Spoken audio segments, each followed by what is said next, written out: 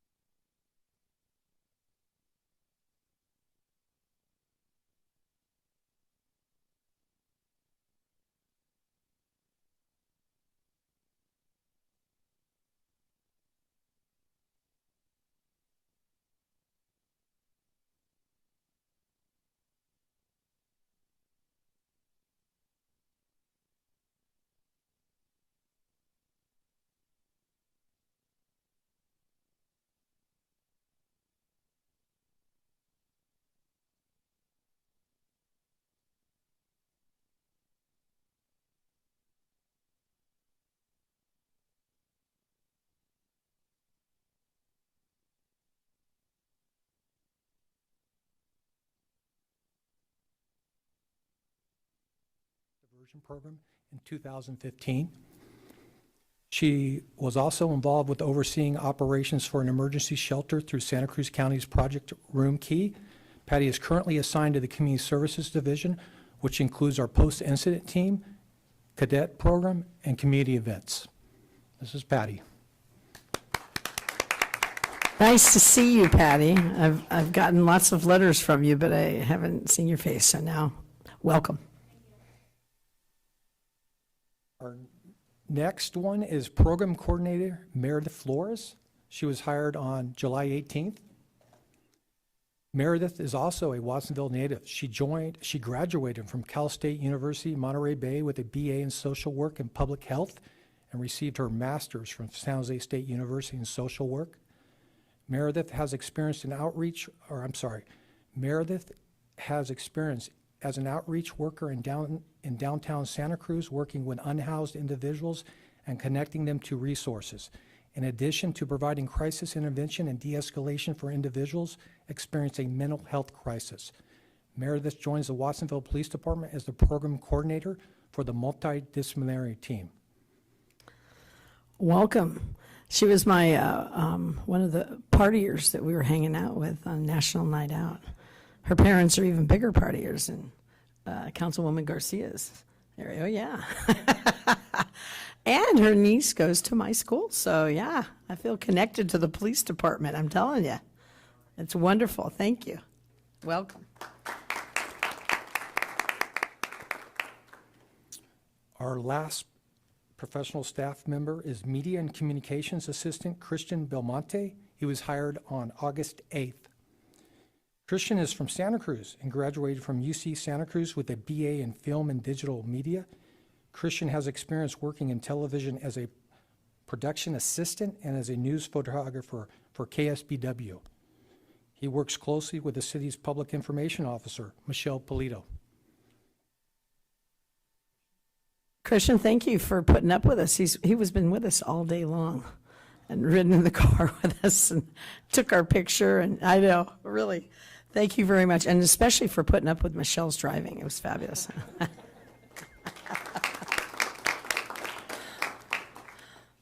And we will continue with the formal introductions. Officer Matthew Morales was hired on February 21st. So Matt is a native of Watsonville and a former Watsonville Police Youth Cadet. Prior to joining our department, Matt worked as a Santa Cruz Seaside Company security supervisor and 3 years as a Santa Cruz police officer before joining us as a lateral police officer. We're very happy to have him too. Welcome, welcome, or welcome back, I should say. That's wonderful. Next, we have Nancy Villacana. She was hired March 11th. I believe you all know her. Nancy is from Salinas and graduated from Hartnell College with an associate's degree in criminal justice.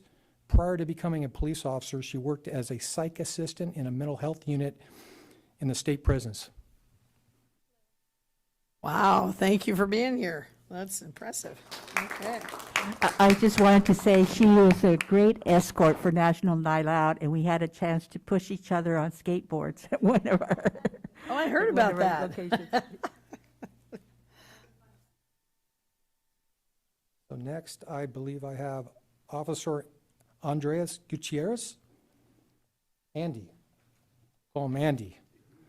He was hired August 8th. Andy is a native of Watsonville area and graduated from Watsonville High School. He previously worked as a Santa Cruz Seaside Company security officer and 4 years as a Santa Cruz police officer before joining us as a lateral police officer. His aspirations are to help make an impact on the younger generation and to work to strengthen the relationship between the police and the community. That's wonderful. Thank you for coming back, and being here with us, and bringing all that wonderful experience that you've had, too.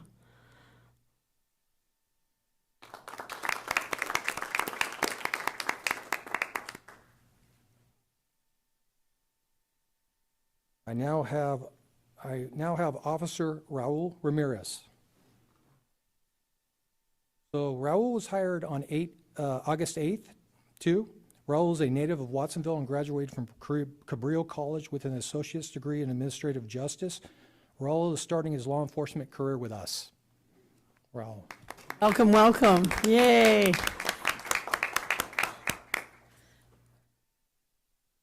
And our last one is Officer Edgar Rivera Aguilar. He was late because he was on a call for service. I apologize. It was an important call. He joined us March 11th. Edgar is a native of Watsonville and graduated from the Monterey Peninsula College with an associate's degree in administrative justice. Prior to becoming a police officer, Edgar worked as a correction officer for the Santa Cruz County Sheriff's Office. Welcome, and it's so nice to see people from Watsonville coming back to Watsonville, or being here in Watsonville. Thank you very much. That concludes our introductions. Thank you, Captain McKinley. And lastly, we have Director Christian Dorenzo.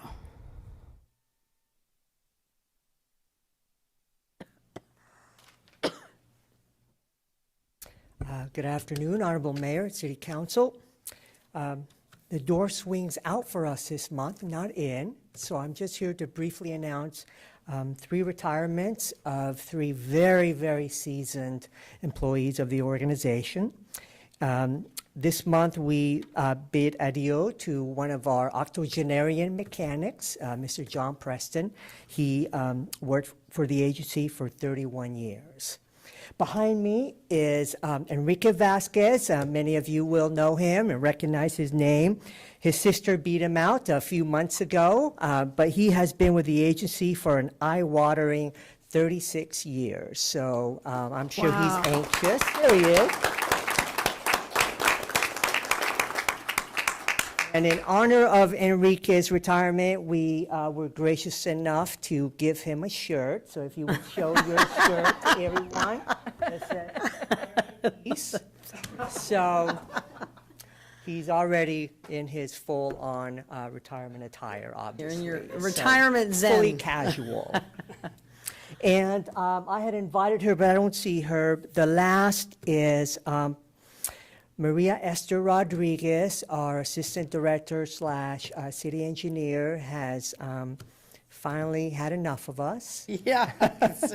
And she's been with the agency for 24 years, and she'll be retiring at the end of the month. We did a external recruitment, and I am pleased to inform you and announce that we've offered the job to Murray Fonts to replace Maria. So we are confident he will do a fine work in that role. And I had invited them here, but obviously They're out They're partying. no show, but you will see them later on this evening. So those are our announcements for the evening. Congratulations, Enrique. That's pretty awesome. 36 years. Well, that's lovely. Council, do any of you want to make any comments at this time? Well, I just want to welcome all our new employees and those that have been with us for a little while as well. It's a big world out there, and we always make a lot of choices, and I think you've made the right choice coming and sticking with us, and we wish you the very best. So congratulations, and my very best to you. Any other? Okay, so seeing no other comments on that, thank you all for coming to this part. We are going to be going into closed session, but we will take any public comments on the closed session agenda before we do. And seeing no one approach the podium, we are coming back, and we will be back in session at 6 p.m. Is that correct? All right, thank you very much.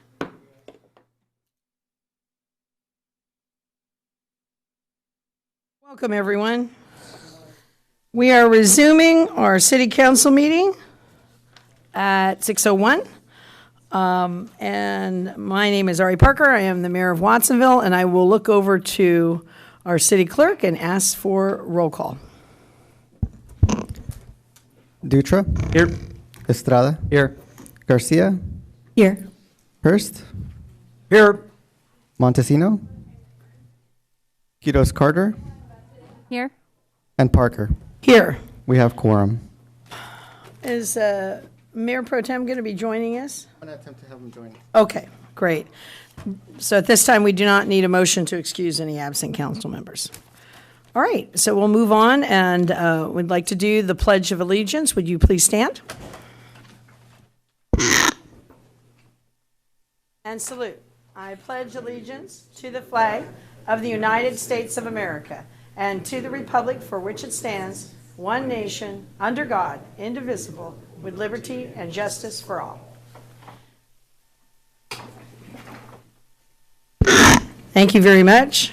Information items, reports of disbursements, council, miscellaneous document reports, and written reports by council members regarding actions taken on their regional commissions or board meetings that may affect the city of Watsonville, if any.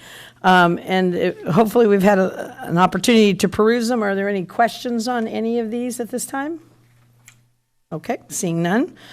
We will move to presentations and oral communications, and we will begin with oral communications from the public. This time is set aside for members of the general public to address the council on any item not on the council agenda, which is within the subject matter jurisdiction of the city council. No action or discussion shall be taken on any item presented, except that any council member may respond to statements made or questions asked, or may ask questions relating to council will be noted in the minutes and may be scheduled for a discussion at a future meeting or referred to staff for clarification and report. All speakers are asked to fill out a speaker card and leave it at the podium. Speakers are asked to announce their name and district in which they live in order to obtain an accurate record for the minutes. And welcome. Thank you. My name is Dan Hernandez. I reside in Lowell's area. I've been here put it this way, since the new season of City Council's been meeting. I've been trying to make a point to you folks, and you still don't seem to get it. Like last meeting, you didn't even follow your agenda. I don't even know how you can say that was a kosher agenda and a kosher way of distributing it. But tonight I'm here for what it's all about. It's about the poor not getting the justice like with the flag salute we just did.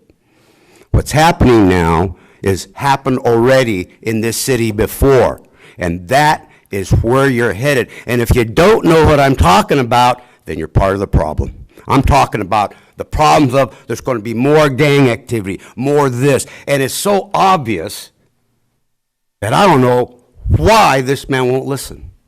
All I can tell you is the next horrific situation will be in his hands. He didn't even want to meet with me. I tried and tried again. And justice for all? For who? That's the problem. Governments were formed to protect the rights of individuals. What happened to that? What do you know about Robert's Rule of Parliamentary Procedure? You know, I'm not just some ignorant guy standing up here. I got a Navy degree in political science. And I've been treated like a second-hand citizen by this council, by that chief. And you have allowed it. And now I'm fighting for rights. And you know what they say? There's a lot going on in the background when a person has to fight for rights that he should already have. I have defended this country. I have been wounded. And now I'm dying, and he still keeps me waiting. That is unconscionable. And it's my right to stand here and lecture you because you blew it the last meeting. You blew it. Thank you. Is there anyone else who'd like to speak to council? Welcome, Ms. Bletch. Thank you. Good evening, members of the council and Mayor Parker. My name is Marta Beleich from District 1. On September 29, I attended a community meeting regarding SEBA's rezoning application. I noticed many unusual things during that meeting, including Community Development Director Miriam served as a relatively insignificant source of information. She made no mention of staff's February 4th memo acknowledging that the Planning Commission lacked the authority to issue a special use permit for SEBA in 2013. She presented only for 2 minutes, allowing Principal Josh Ripp to dominate the dedicated time of presentation by a factor of 10. This created the impression that the SEBA school officials were the ones in charge of the planning process. Principal Ripp stated, quote, "If the city council chooses to deny that zoning request, all of our students will have to transfer schools at the end of the school year," end quote. His statement omitted protections afforded to charter schools in Proposition 39, which SEBA benefited from in 2012. Traffic engineers, city staff, and SEBA have maintained that student drop-off and pickup traffic impacts would be mitigated by a loop around the school. Said loop has never functioned as claimed because the site cannot accommodate drop-off and pickup for 525 students. Now SEBA and the city appear to have approved new drop-off pickup location, including along Highway 129's acceleration zone, which goes from 25 to 45 miles an hour. When asked about the safety of this protocol, both City Traffic Coordinator Gonzalez and Principal Ripp refused to answer the question. Instead, Gonzalez misstated the speed limit, said it was in the state's jurisdiction, and that the city can't control where parents choose to drop off their kids. Ripp maintained parents have the prerogative to use the state highway in the cited acceleration zone. Highway 129 is heavily trafficked by semis, tractors, and delivery vehicles, often exceeding speed limits. It is neither safe nor appropriate. Here is a copy of staff's February 4th memo for your review. Thank you. Thank you very much.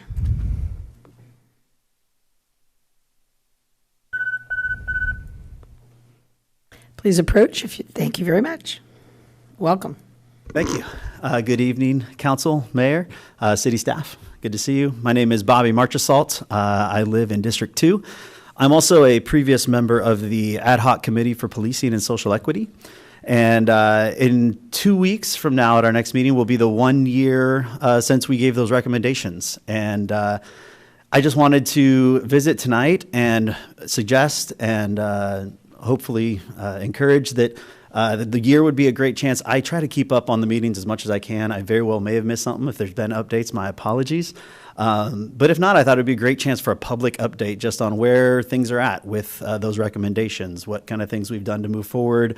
I know there's been some situations even this past summer that, there's a citizen oversight council that we talked about, stuff like that, or an IPA that would have been really helpful in some of those situations. So I'm hoping that I'll hear that we've made some progress on that. And I just look forward to hearing what's happening with those recommendations. So I just wanted to mention that as a possibility for an upcoming agenda. Thank you for all the work you're doing. And I continue to be available also to any of the council members as you continue that work who'd like to hear more about what I learned and ways that I can contribute or be a part of that work as well. So thank you so much. Thank you. Is there anyone else who would like to speak to council under oral Mayor? communications? Yes. I was wondering, because what the speaker just shared, I'm sure many of the city council members have had that same conversation with our city manager, and wondered if you could take just a moment to say what we are doing in that? You know what we can do, because we have a really packed thing? Let's put it under requests and scheduling, and let's put it on the next agenda. Okay. Okay. All right, thank you.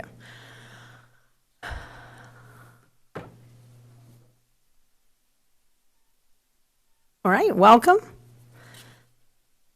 Now we're doing a public, we're having a public comments at this time. Okay, good. So anybody else? General public comments about anything that's not on the agenda? Okay. Thank you. And seeing that,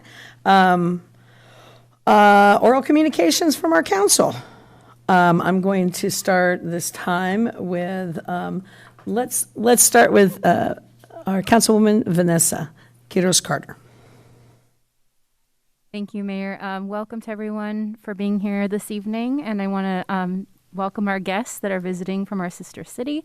And I have nothing to report at this time. Thank you. Very good. Councilman Hurst? Thank you very much, Mayor, and thanks for leading the delegation today and providing all the leadership that you do provide. Just a recap of some of the events that I was lucky enough to participate in recently was the Sacco barbecue. The Sacco is the Slavonian American Cultural Organization, and I know that many of and we have a sister city with them as well, and so we're celebrating Sister City this evening, and I just don't want to leave any of our sister cities out that we've had the opportunity to visit or look forward to visiting. I also participated in a tour of the Science Workshop, another important opportunity for youth in our community to gain a new perspective and learn, valuable skills that they can actually apply for money and work. I attended National Night Out. I participated in the Intergovernmental Committee meeting. That's our relationship with the school district, where we talk about shared usage and, opportunities for youth and, fields and access to school playgrounds is always a topic there, as well as school pickup and drop-off traffic and such. I was able to visit Judy G's art studio, and I see her here in the audience, and participate in the good things that artists do. And hey, last Sunday was the birthday of Rhea DeHart. Rhea DeHart, who used to sit right here in our front row and give us guidance. She was a school board member and an active leader of the Federation of Teachers, which I put a lot of time and effort into. And so that concludes my comments. Thank you, Mayor. Thank you very much. Councilwoman Garcia? Thank you, Mayor.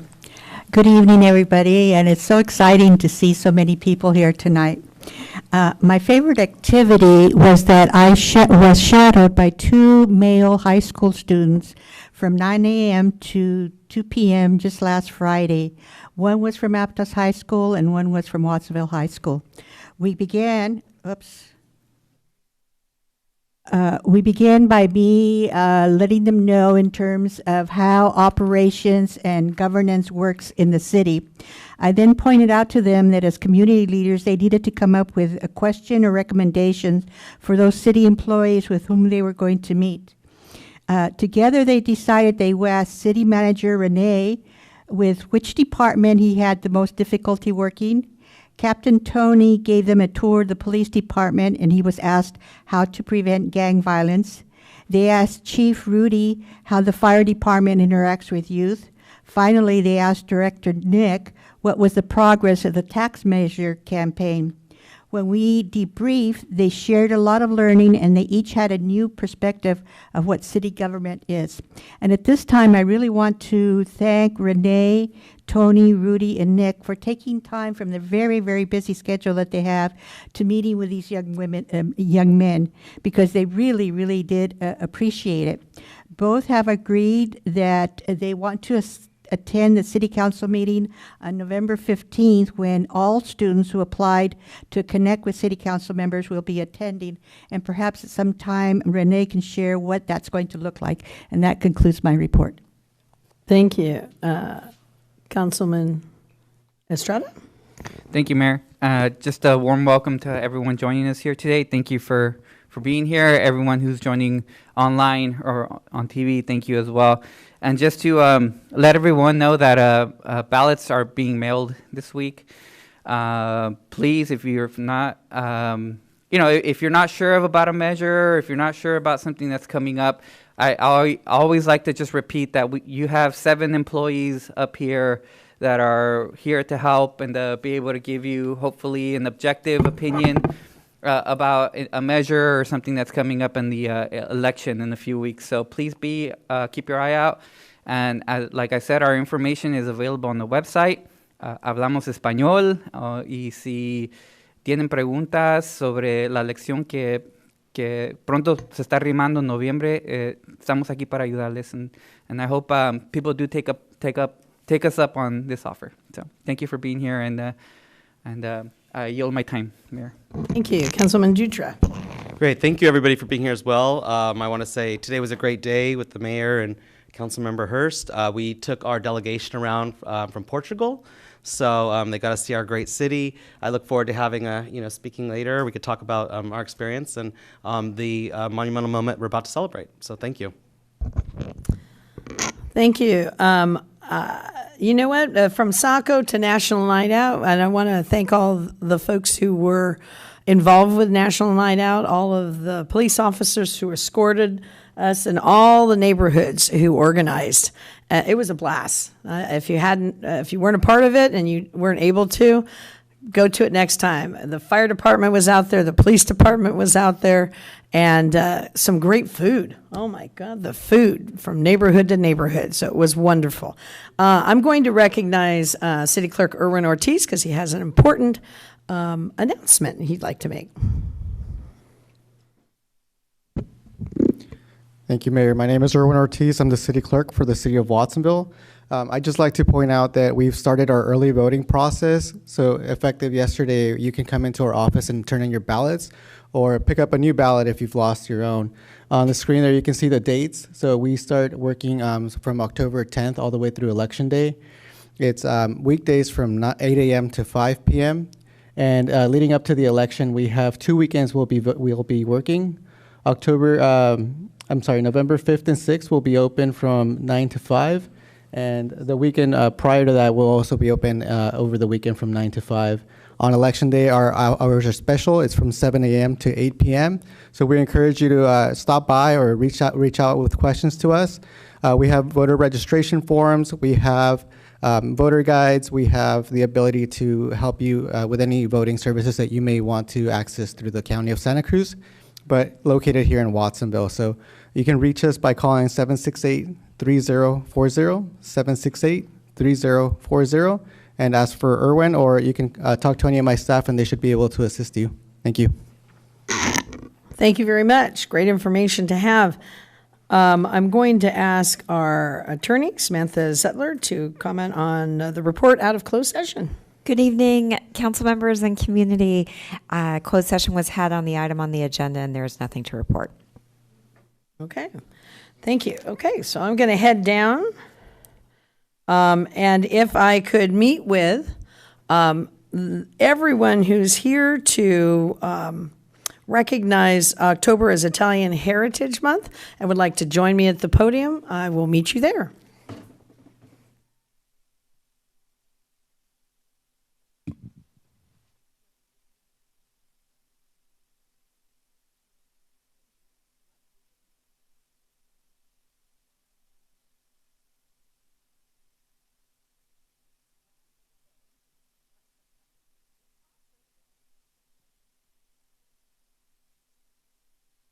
Oh, wait, forgot the proclamation. I'm getting exercise today. Busy day. Oh, we got our steps in today, let me tell you. Well, look, come on down. Come on down a little bit closer. You can fill in all the way over here. Hi, Susie. Come on down. Back up and be right here. So we have the president and members, the executive board and members of the Sons and Daughters of Italy here, who will be accepting this on behalf of all the people of Italian heritage in the Paro Valley and the city of Watsonville. Whereas Italian Heritage Month is celebrated every year to recognize and honor the many achievements and vital contributions of Italian immigrants and their descendants.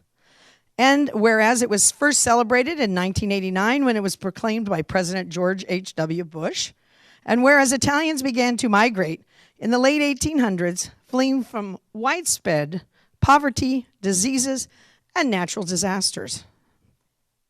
And whereas despite facing social, religious, and racial discrimination, Italian Americans did not give up, and thanks to their hard work, knowledge, and skills, helped build our great country.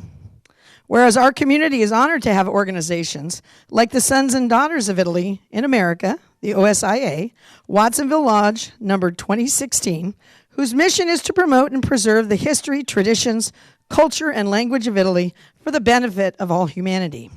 And whereas additionally they participate in philanthropic and social undertakings and annually donate college scholarships for students of Italian descent. And whereas OSIA has more than 600,000 members and supporters, as well as a network of more than 700 lodges. Whereas we encourage all Americans to observe this month through programs, activities, and ceremonies with the objective of gaining a greater appreciation for the roles played by Italian Americans in shaping our civilization. Now, therefore, I, Ari Parker, Mayor of the City of Watsonville, in the state of California, on behalf of the City Council, hereby recognize October as Italian Heritage Month and acknowledge the Sons and Daughters of Italy Watsonville Lodge number 2016 for being an integral part of our community. Thank you for coming here. I'm going to hand that to you so you can give it.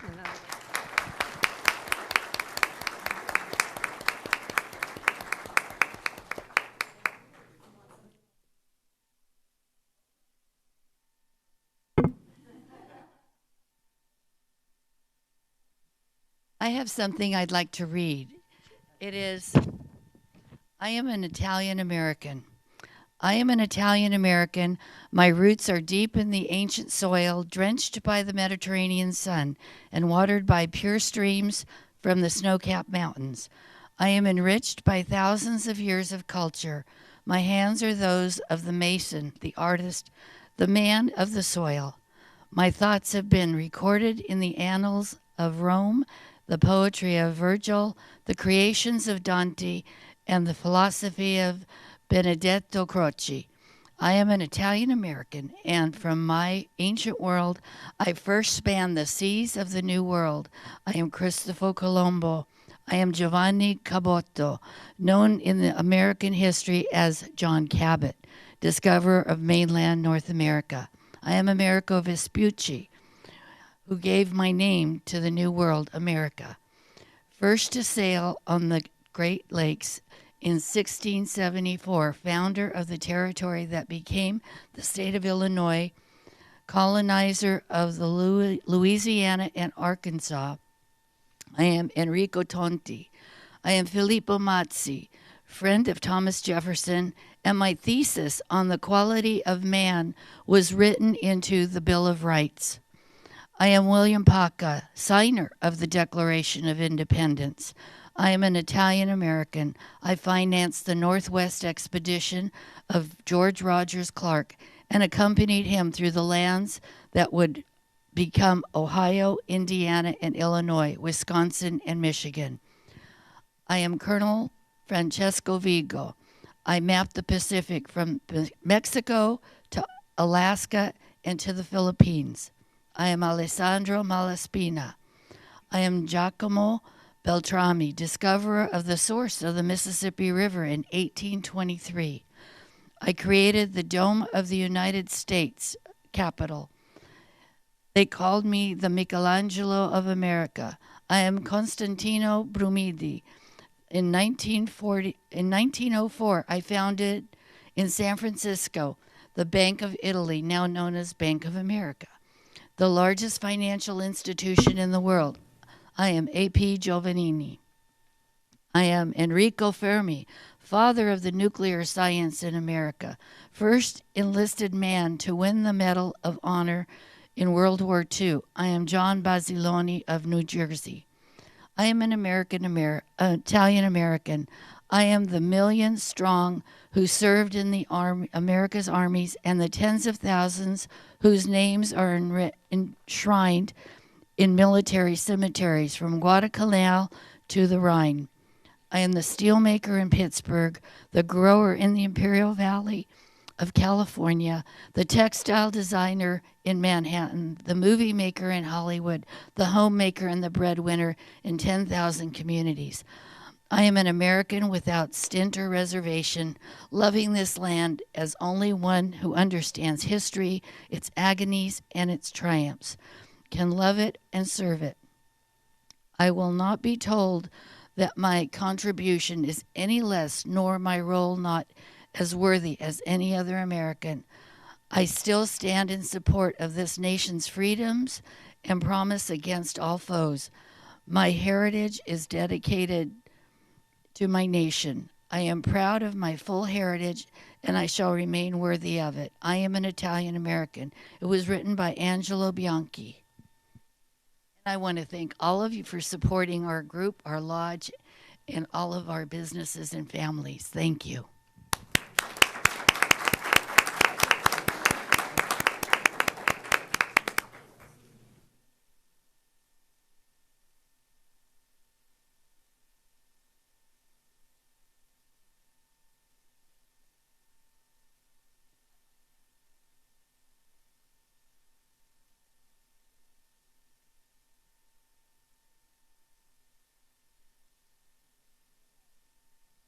So we have a lot of pride here tonight, I can tell, from for our ethnic heritage, and that's what makes the Pajaro Valley strong.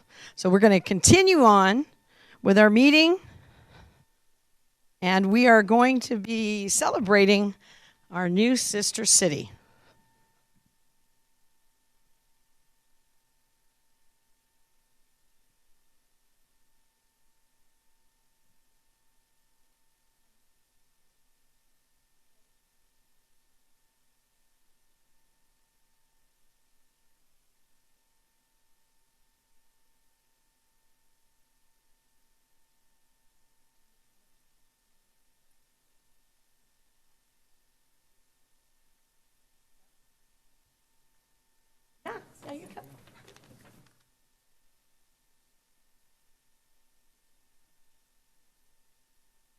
Are we going to do it right here at this place?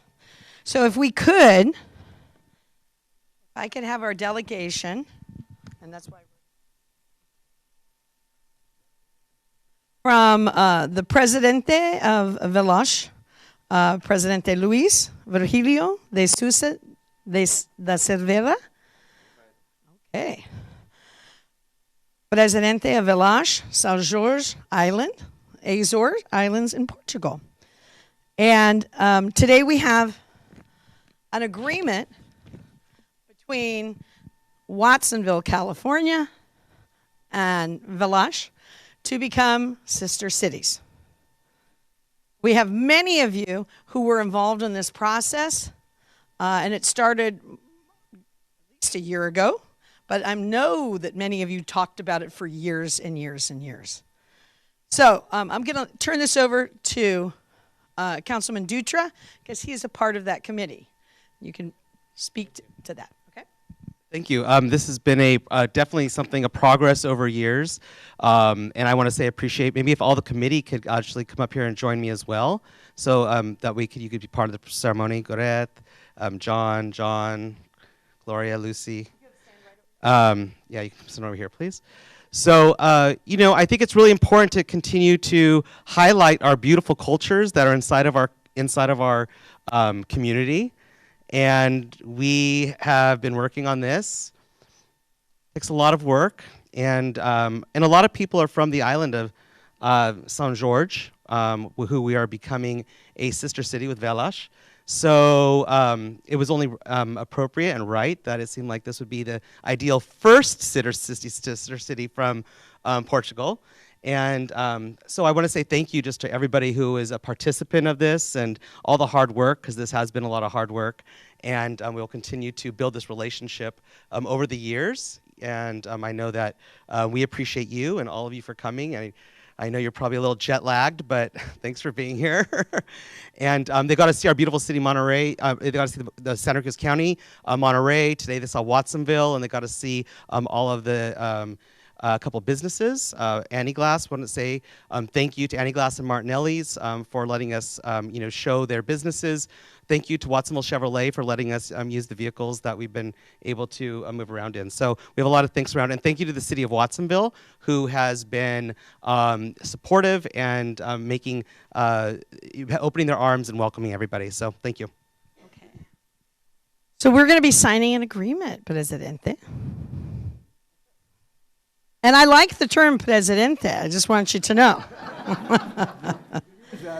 And no. This is you.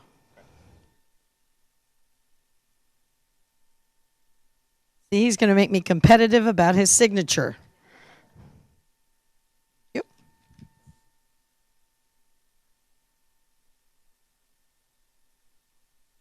We just signed an agreement that basically says that they're going to have a great party for us on April 5th. No.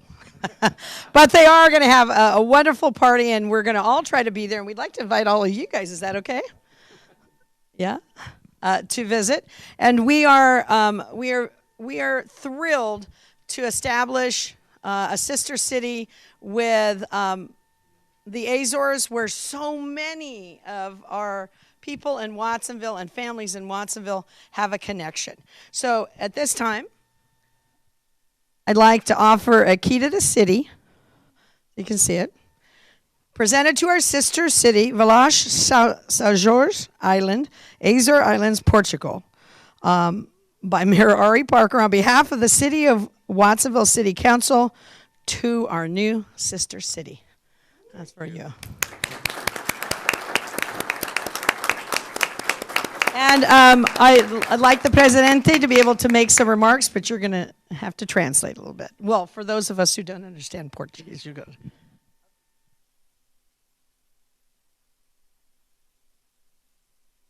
Boa tarde a todos. É gosto estar em Watsonville, nesta que é a nossa 6ª cidade irmã.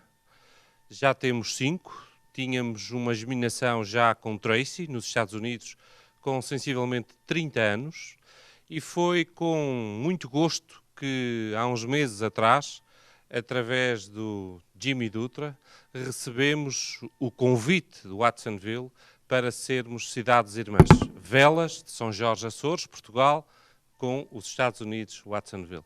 Para nós é de todo importante estas germinações. São germinações que vêm tornar estas vilas cidades irmãs e que têm o propósito de aproximar a nossa comunidade portuguesa, a nossa comunidade açoriana, que aqui tão bem está representada, deixando desde já uma palavra de agradecimento a todos, ao Jimmy, mas sobretudo e também à Sra. Goretti, ao John, ao Sr. João. Ele não está aqui connosco porque deve estar a chegar de Portugal, estava um bocadinho atrasado e ele foi aguardá-lo à rua, mas todos aqueles que se empenharam neste processo e que têm como objetivo nós não perdermos aquilo que são os nossos laços, aquilo que é a nossa cultura, que tão bem os portugueses e em particular os açorianos têm sabido levar a todo o mundo, e em particular a Watsonville, onde está bem presente aquilo que são as nossas tradições, e isso nota-se muito bem naquilo que é a vossa cultura, mas também sobretudo aquilo que é a vossa economia por via da pesca e da agricultura. E hoje foi um gosto enorme ver aquilo que é a dinâmica da cidade de Watsonville e que a Mayor nos acompanhou durante todo o dia e que tivemos a oportunidade de visitar a biblioteca pública que está neste edifício e ver que o livro, a publicação que existe sobre aquilo que é a imigração para os Estados Unidos portuguesa e sobretudo açoriana, foi com gosto e com alguma emoção que tive a oportunidade de ver em todo o livro. Há uma série de imagens desde os princípios dos primeiros imigrantes em Watsonville e nos Estados Unidos. E a única foto que tem de Portugal e em particular dos Açores, única, é da Ilha de São Jorge e do Conselho das Velas nessa publicação. Não sei porquê, mas é um facto que nos enalteceu ao folhear todo o livro e perceber que é das velas de São Jorge que lá está uma única imagem dos açorianos que emigraram para cá há muitas décadas, há mais de 100 anos, nas primeiras gerações. E por isso, fazer estas pontes, estas dinâmicas de proximidade com aqueles que tão bem representam a nossa cultura e que há muitos anos saíram da sua terra, da nossa terra, mas que nós sabemos que a têm muito presente no coração e que sabem, se calhar, melhor que nós, talvez pela saudade que têm, fazer com que a nossa cultura é muito presente nestas cidades. E tive a oportunidade de ontem, e é a terceira vez que estou nos Estados Unidos, passar por inúmeras cidades dos Estados Unidos e ver sempre presença portuguesa e presença açoriana. Isso é possível através de vocês e por isso é um gosto e uma honra aqui estar, esperando muito em breve podermos receber uma delegação do Watsonville em Velas de São Jorge, em princípio já em abril do próximo ano, que são as nossas festas, as festas do município das Velas, o feriado municipal, e que vamos dar um primeiro passo nesta germinação, que será fazer chegar algumas coleções de livros daquilo que é a história açoriana, e em particular de São Jorge e das Velas, à biblioteca de Watsonville, e onde passará a ter um departamento para a língua portuguesa e em particular para os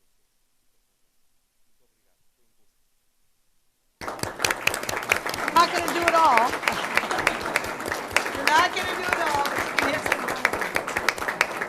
Good afternoon. I'm sorry for my English. I'll try to remember everything he says. It was a pleasure to be here today. It is a pleasure, an honor to be with you in Watsonville. He wants to thank everybody, welcome us, and especially to those guys and girls that help us to be here and being wonderful with us. We went to the library today on a visit, and we saw a book from the immigration from the Azores to here to the United States. And it was with very honor and emotion too that we saw a picture on that book about immigration, and the only picture of that was from São Jorge, Velas. So it really was important to us. We hope to see you everyone in Velas next year to continue this embrace with our sister city, Watsonville. Is the sixth of our sister cities, and we hope to see you all there. I hope you'll enjoy to stay there. It's wonderful. Google it. So thank you very much. It was wonderful. Thank you.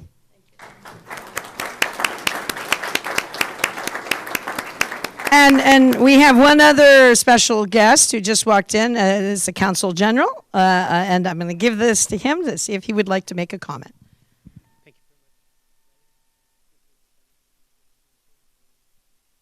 Should I speak in English or in Portuguese? I think that would work better. Okay. Well, good evening. First of all, I'm very sorry for being late. Traffic was much worse than Google Maps initially foresaw, so I'm very sorry. But most importantly, muitos parabéns. Congratulations to the city of Watsonville e a cidade de Velas. Since I'm here for a year ago, I had the pleasure of being here in December, of visiting the city of Watsonville and meeting the Portuguese community here. And it's the first sister city program that I've witnessed since I started my job as Consul General of Portugal in California. And I think it's a great one.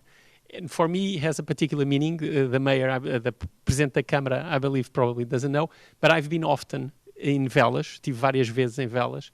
And for me, the most beautiful place in Portugal is very close to Velas, is a place called Fajã do Santo Cristo in São Jorge. It's paradise on earth, especially for a surfer like me. And here, here in Watsonville, we're also very close to great waves.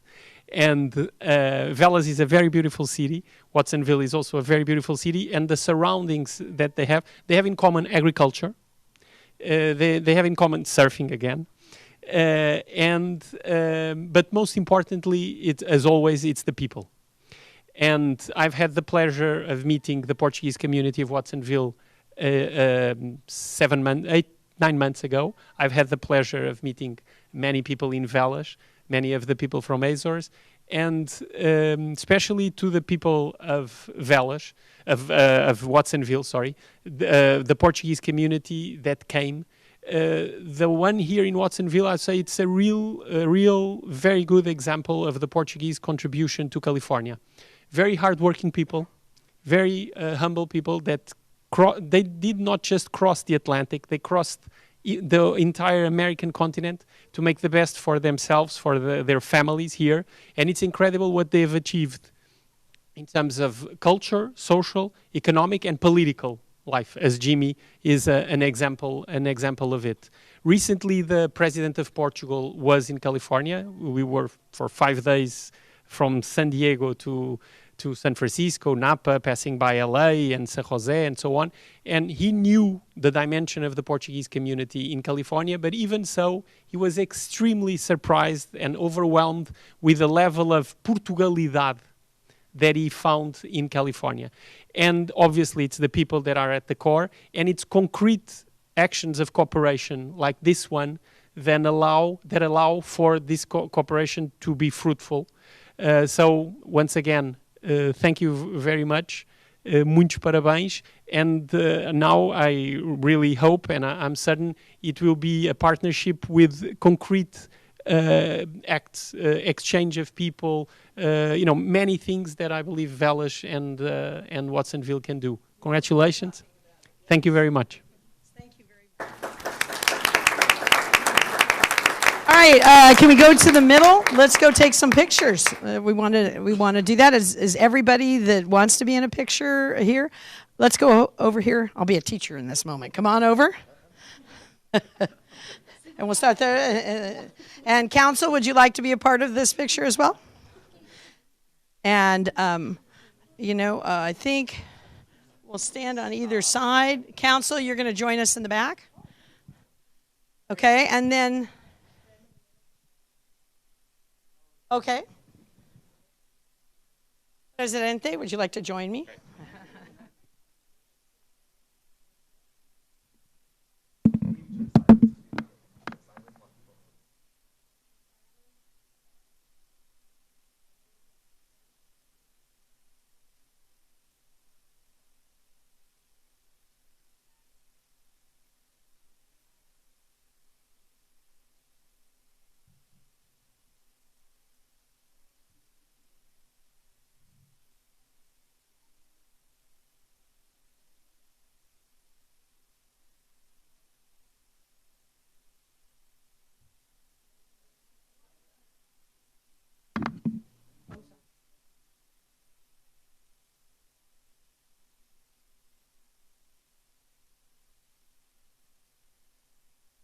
I'd like to invite everybody who has supported this and is in the Portuguese community. Come on up and let's have you be a part of the picture as well.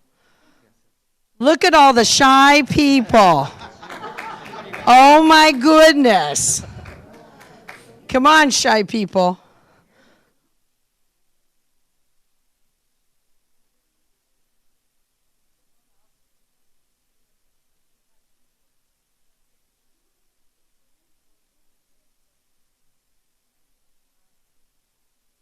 Agradecíamos que os portugueses da comunidade imigrante se juntasse para tirarmos uma fotografia. Can you please, Portuguese community?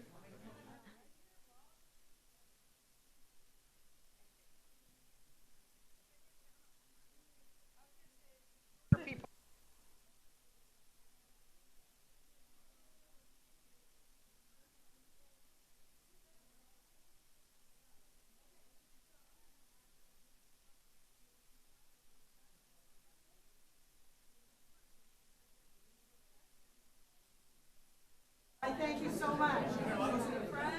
Scoot down.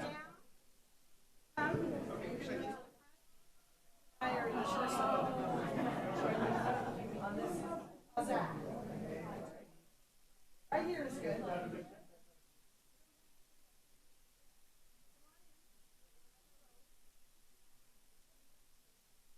Everybody stand sideways. Kind of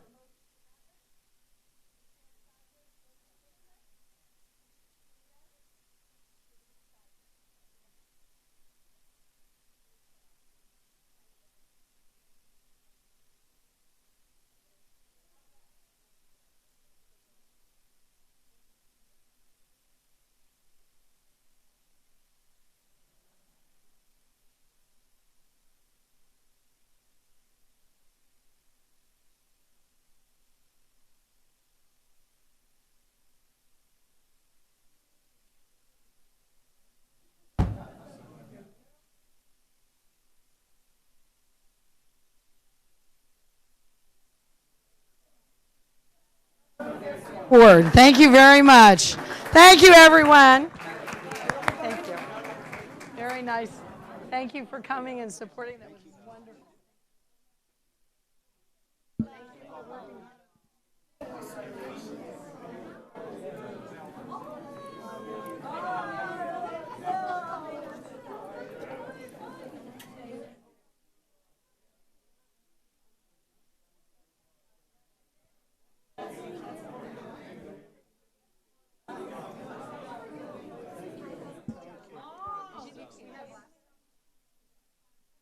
Thing is, she doesn't talk.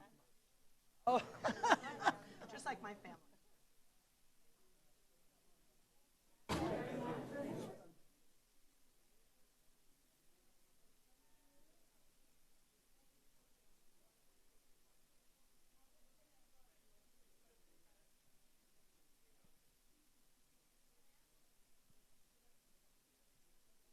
I'll jump in. One to Jimmy, and then you can take one.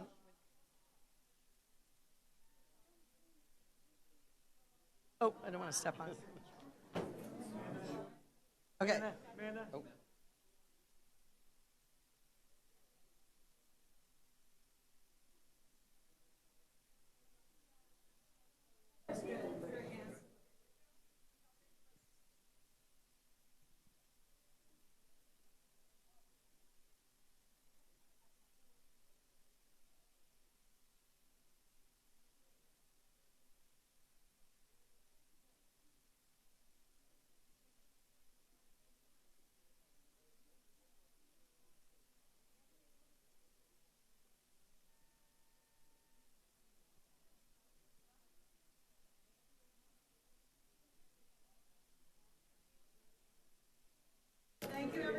Continue our council meeting at this time. Thank you so much. Thank you. Thank you. I had a blast. Yes, you were wonderful. And I can't wait to meet your family. And yes, and Velosh. That's going to be fun. Thank you. Thank you. Dr. General, thank you very much for attending. Sorry about your traffic.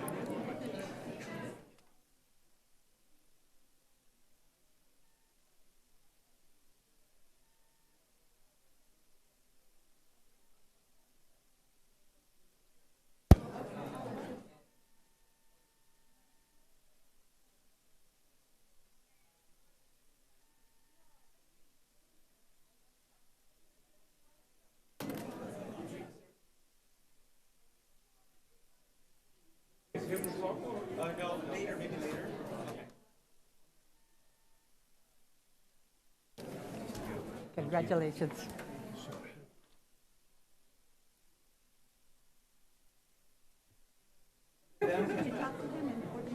En español, I just try to find words that maybe he'll get. He did. Yeah, I could hear some of the similar words. Oh, this has been exciting. This is the tapestry of the Paro Valley. Bye-bye. We have our Italian Americans. We have our Portuguese Americans, Portuguese Americans. I can't believe how wonderful our public has been to support everyone and come out. That's just wonderful. And in moving forward, Yes, sir. Might I have a couple words? Absolutely. If you'd like to speak, Councilman Hurst. Well, thank you very much, Mayor. You know, sister cities are really important, and what's important is the participation in sister cities, because we can have a lot of sister cities on the books, but it's the real community participation that really makes the sister cities real. And so I was really encouraged to see such great participation here this evening. You know, this is our 7th sister city. We have 6 other sister cities, and if anyone's curious, they can look it up on our website and go to, you know, or just Google Watsonville Sister Cities, and you'll see that we have a kind of an extensive procedure as to how sister cities are formed, because back in the old days, you know, we were, you know, you just don't go looking for your sister cities. They kind of come to you, and so we have a rich and deep history, and I could name all those sister cities, but I don't want to take too much time here this evening. I just want folks to know there is a process, and that if the community is interested, they can always, you know, dredge up the support that they really want to see, and get a sister city in your hometown and your native country as well. And so I just want to congratulate all the sister city participants here this evening in our rich, deep, multicultural history, Watsonville-wide. Thank you. Thank you. We really do have an amazing valley, and the city of Watsonville is very lucky to have people have come here as immigrants from all over the world throughout our couple hundred years that we've been here, or 150, 155 years that we've been around. Okay, moving on. We're going to move the city manager's update to a little bit later, if that's okay with you, city manager. Yes. And we're going to continue with 9B, presentation by Agricultural Commissioner Juan Hidalgo.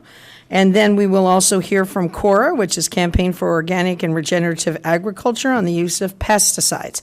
This is an information item only, and so we'll be listening and hearing each other. Thank you so much. Members of the City Council, my name is Juan Hidalgo. I'm the County Agricultural Commissioner.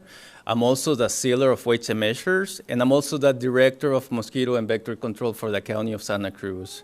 So California is actually quite a unique state. It's the only state that actually has agricultural commissioners in each and every county. This actually gives us the ability to be able to work with our community, to be able to work with our growers, and be able to understand some of the local issues in our area. The role of my office is to promote and protect agriculture, to ensure equity in the marketplace, and to protect people in the environment. And we accomplish this goal through some of the major programs that my office oversees. My office is comprised of 3 major divisions. I have the Agricultural Programs Division, the Weights and Measures Division, and the Vector Control, Mosquito and Vector Control Division. The work that I do locally is a collaboration with the California Department of Food and Agriculture and the California Department of Pesticide Regulation. As Agricultural Commissioner, one of my tasks is to ensure compliance with agricultural state laws and regulations locally. So we're primarily a regulatory agency. We also provide some outreach and effort to our growers so that they have the tools that they need to be able to comply. Some of our major programs in agriculture include pest detection. This is a very important program where we monitor for exotic pests that may be coming from other nations, other parts of the state, or other parts in the U.S. that may have an impact not only in agriculture, but also in our environment and landscapes. We also do pest management. There are many programs that go into that specific program, but one of the main roles is to make sure that commodities being grown here in Santa Cruz County are not carrying pests that are going to have an impact in other parts of California or other parts of the nation. So we want to make sure that anything that's coming outside of our county is free from certain pests. Crop statistics is another major program that gives the public, our growers, and our state an idea of the importance of agriculture, statistical data on agricultural production, and also the value of our commodities here in Santa Cruz County.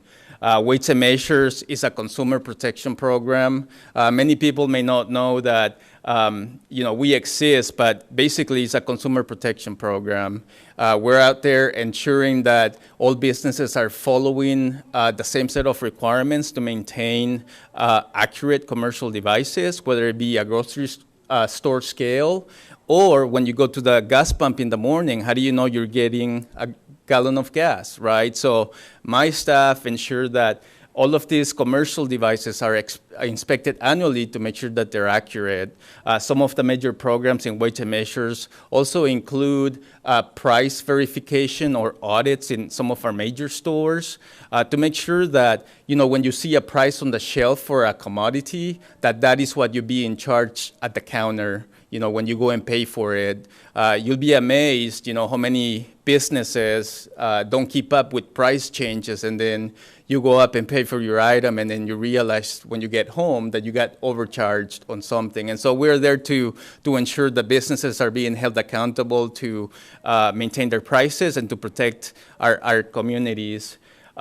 We also do quantity control, basically checking the net contents of packaged goods. So when you go to a store and buy a 50-pound bag of cement, for instance, how do you know there's 50 pounds in there? So a lot of this work is important to make sure that our community is getting what they pay for. So my staff really has a strong dedication to protecting our community and conducting some of this work.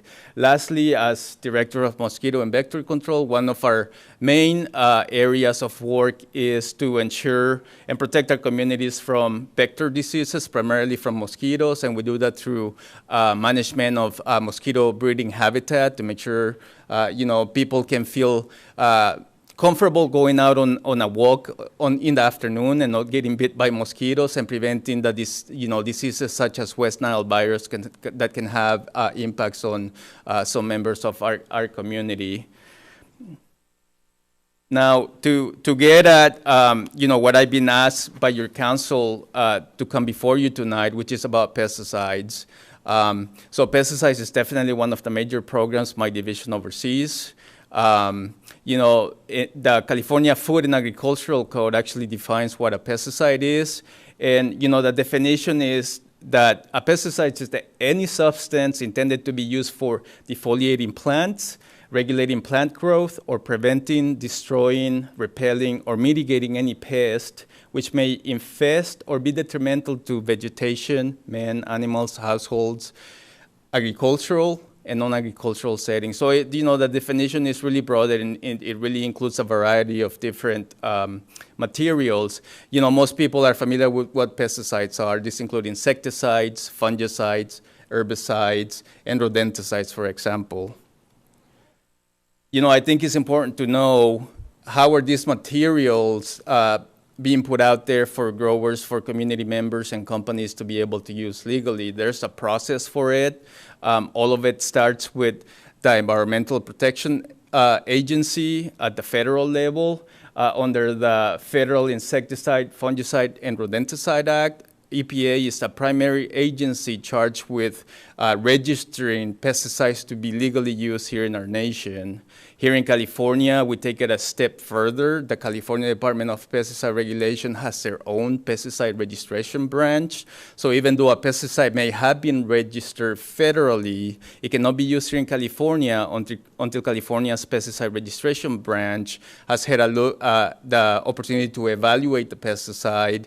And there's been several instances where a pesticide may be registered federally, but it cannot be used here in California.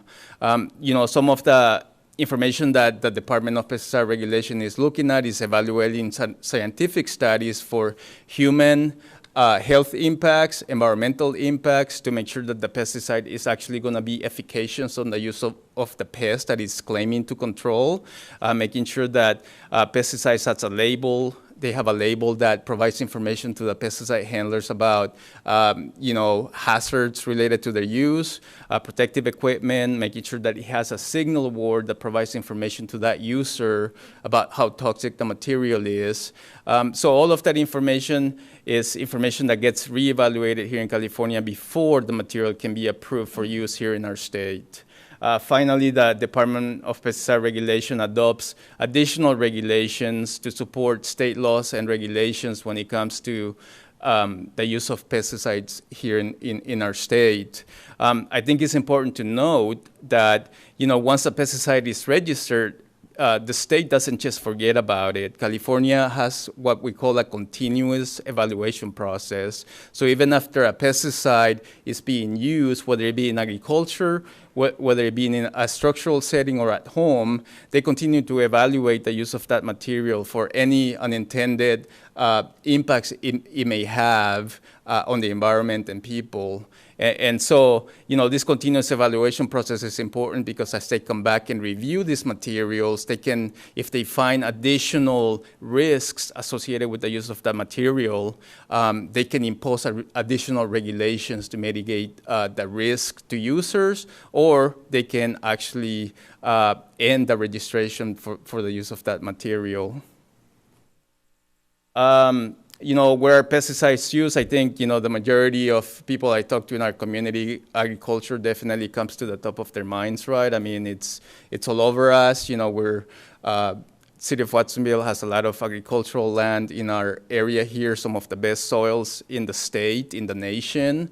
So for a small county, agriculture is really important to us. Certainly commercial agricultural production is one of the main users in our area, but we also have structural and landscape use. So with structural, those are applications to homes, to commercial buildings. Sometimes folks may decide to hire a pest control business to come and treat for ants, roaches, termites, for instance, right? So all of that is pesticide work. Landscaping companies sometimes use pesticides to control weeds on lawns. And then finally, at home, many of us use pesticides at home, even though we may not think about it. When we're disinfecting, sanitizing a kitchen counter, for the most part, those are pesticide products. If you're using a spray to control flies in your home, some of those things are pesticides. So pesticides are used in many settings, in many environments, and are not just limited to the use on commercial agriculture. So who regulates pesticide use? Again, locally, agricultural commissioners regulate the use of commercial pesticides on agricultural and structural settings. That falls on my office. That's my role. That's my responsibility. We work with our growers to make sure that they get what we call an operator identification number or a permit that allows them to purchase and use pesticides on their farm. As part of that process, that gives us the ability to interact with our growers, to provide some education, to remind them of pesticide regulations around pesticide use to ensure the safe and effective use on farms. We also get the opportunity when we meet with our growers annually to bring them up to speed of any new requirements that are coming down the road, which California, as you can imagine, is really proactive. There's always some new law or regulation that our growers need to be aware of. Lastly, one of the main roles of my office is a regulator, and so in order to ensure, how do we know that our growers are complying with the laws and regulations we just discussed with them? So we actually do a lot of regulatory work in the form of inspections. These are unannounced inspections at agricultural fields. So we just show up, they don't know that we're gonna come, and when we see somebody applying pesticides, we do an inspection, and our main role is to ensure, is the pesticide applicator following laws and regulations? Are they applying the material safely? Are they following the label instructions? Are they protecting themselves and using the protective equipment required by the label? And in situations when we find violations, our growers get non-compliances from our office, and those non-compliances can actually lead to penalty fines for egregious violations that we may encounter in the field. Agricultural commodities and pesticides, I think it's important to talk about what are some of the major commodities here in Santa Cruz County. So strawberries, are our number one commodity, and you may know that because strawberries have been number one for decades here in our area. But some of our top commodities include strawberries, raspberries, and blackberries. Certainly, lettuces and vegetables are right at the top as well. And nursery stock, with the use of some of these commodities comes the use of pesticides. And agriculture in our county is very diverse. We have a combination of organic and conventional growers. And actually, organic agriculture probably accounts for about 20% of everything that's planted in our small area, which is actually quite significant. But, with the use of, with conventional commodities comes the use of pesticides. And these are some of the top products that are used in our county. Chloropicrin and 1,3-dichloropropene, which I'm going to call 1,3-D for short. These are soil fumigants, and these top the list of pesticide use here in our county. Other pesticides used frequently include mineral oils, lime sulfur, and sulfur. And the last three are actually pesticides that can be used depending on the formulation on organic farms or conventional farms. But today I want to focus on the field soil fumigants because this is one area where my office continuously gets concerns from our community. They have questions about what these products are and how they're being used here in our county. So soil fumigants, their primary role is for disease management. And these are a unique set of pesticide products. These are not applied in the traditional way that you may think of where you see a tractor spraying something. These applications are very specialized. There's tractor equipment that actually injects the material into the soil. And for the majority of our applications, we have a requirement in our county that they use a specialized tarp to cover the soil immediately after they inject the product. These materials are typically applied before planting a commodity. The whole idea is to control soil-borne pathogens. Some of the main ones that have had a significant impact in our area for the last several years include some soil fungus that include Fusarium and Macrophomina. These fungal diseases can have a detrimental impact in the production of plants here in our county, in strawberries and raspberries. This picture here shows, what can happen if a field is not treated with some of these products before planting. It leads to the plant basically lower yields, and eventually the plant will die. It won't even make it through the entire crop cycle. We begin to see plant disease and impacts halfway through the agricultural season in our area when we have areas that have a lot of Fusarium and Macrophomina. Top commodities that use the fumigants in our area include strawberries, raspberries, blackberries, and Brussels sprouts. This graph here shows the use trends of the primary fumigants here in Santa Cruz County. This is a 5-year trend. Certainly the top fumigants used are chloropicrin and 1,3-D. We also see some use of metampotassium, but the use is really low at this time. Going back, this graph only goes back 5 years, but you can see that in 2017 there was a decline in some of the use. The use of these products has remained relatively stable for the last 4 years. Typically, the number of fumigated acres has remained at about 3,000 acres per year. Prior to 2017, if we go back to 2014, the number of acreage that was being fumigated at the time was closer to about 4,300 acres. So there's been a reduction of about 40% in the number of acres that get fumigated annually here in Santa Cruz County. Fumigant regulations and alternatives. Alternatives for these products are something that industry and regulators and researchers continue to explore. And there's been a lot of work in this area in the last couple of decades. At this point, there are no effective alternatives, unfortunately. Not fumigating can have a huge detrimental impact on the growers, not only economically, but also in their ability to, just have a decent living and provide work for some of our agricultural workers here in our county. research is ongoing on different opportunities, alternatives that are out there. Steam is being one of them, where we have a machine that can actually steam the soil at a high temperature. Solarization is another opportunity. Unfortunately, that doesn't work all that well in our county because we just don't get hot enough to be able to make that work. Cultivar selection is important, and it's something that our growers continue to use and are always on the lookout for cultivars that are resistant to some of the soil diseases that we have. Natural biocides such as mustard seed is something that's being explored.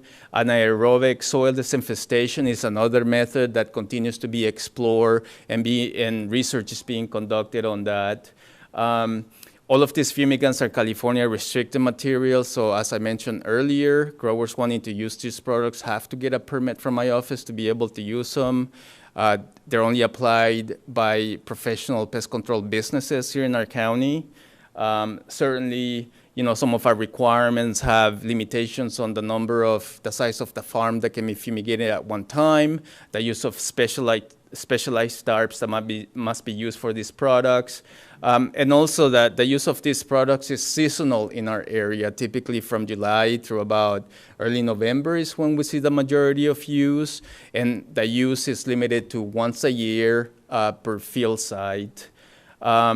The other thing that I think is important to mention, and as I mentioned earlier, is that California has a continuous evaluation pesticide program. And you might be aware that we have a pesticide air monitoring station that we share between Santa Cruz and Monterey counties. We're one of the few areas in the state that has an air monitoring station. And so the air monitoring station is not only monitoring for the use of these materials in the air, but there's about 30 different pesticide active ingredients that the station is monitoring for. So, we're unique in the fact that we're the only state that actually does monitoring for pesticides in the air. And as part of that monitoring, when the state finds that there's some issue, some risk that is posed by some of the data that the state is collecting, that leads to additional regulatory restrictions on the use of pesticides. And 1,3-D is an example of that. They had some data that hit some high levels in the Central Valley some years ago, and so additional restrictions on the use of 1,3-D is expected to come in the form of regulation from the state here in the near future. To talk about some of the concerns about the community and the use of pesticides. We're not the only community that has concerns about pesticides. Hearing community members talk about what is being used and when is something that my office has been dealing with for a number of years. And we're happy to talk to community members, be able to provide more information about what these materials are, how they're being used. Certainly working with our growers also to find the best times to apply pesticides in their fields, especially if they're close to communities. And creating a relationship between our growers and our communities, I think, is important and goes a long ways. And so we, for a long time, we have been happy to talk to the community members that have concern about the use of these materials. Certainly, the California Department of Pesticide Regulation has heard these concerns throughout the state in various communities. So they're in the process of developing a state pesticide notification system for the state of California. As part of the development of that system, we're one of 4 counties that are participating in a pesticide notification pilot. Riverside County, Stanislaus, and Ventura counties are the other counties participating in this pilot. This pilot, we have a website that provides information to our communities. And the website is in both English and Spanish because we want to make sure that it's accessible as much as possible to all of our community members.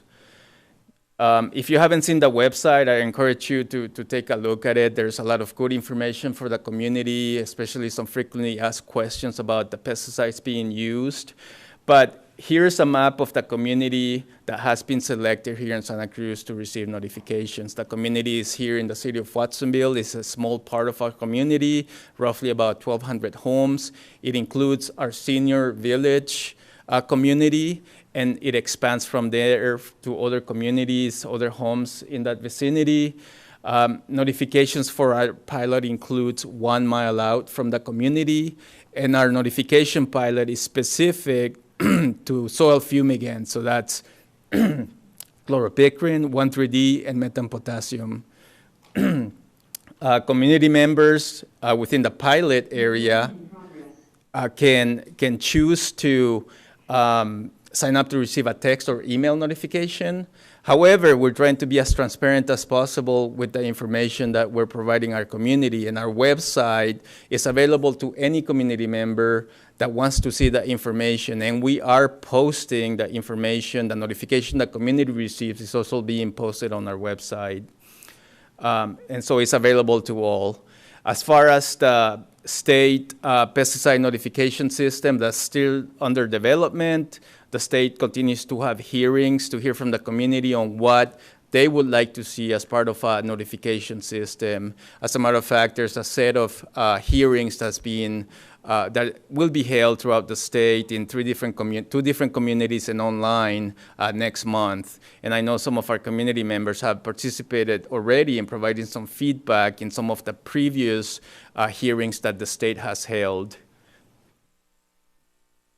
I think for me, you know, I can certainly talk pesticides a long time because I've been doing this for a little bit, but that concludes my presentation. You know, I just wanted to, hopefully it was clear and to the point. I wanted to provide some background on the whole pesticide process, be fully transparent about some of the materials being used in our community, and be transparent about some of the requirements and regulations in place to ensure that these materials are being used safe and effectively in our area.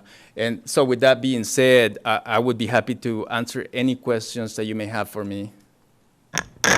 Well, actually, you gave us a wonderful presentation, and this is for information only at this time. We may ask you back in the future if we have any other concerns in specificity.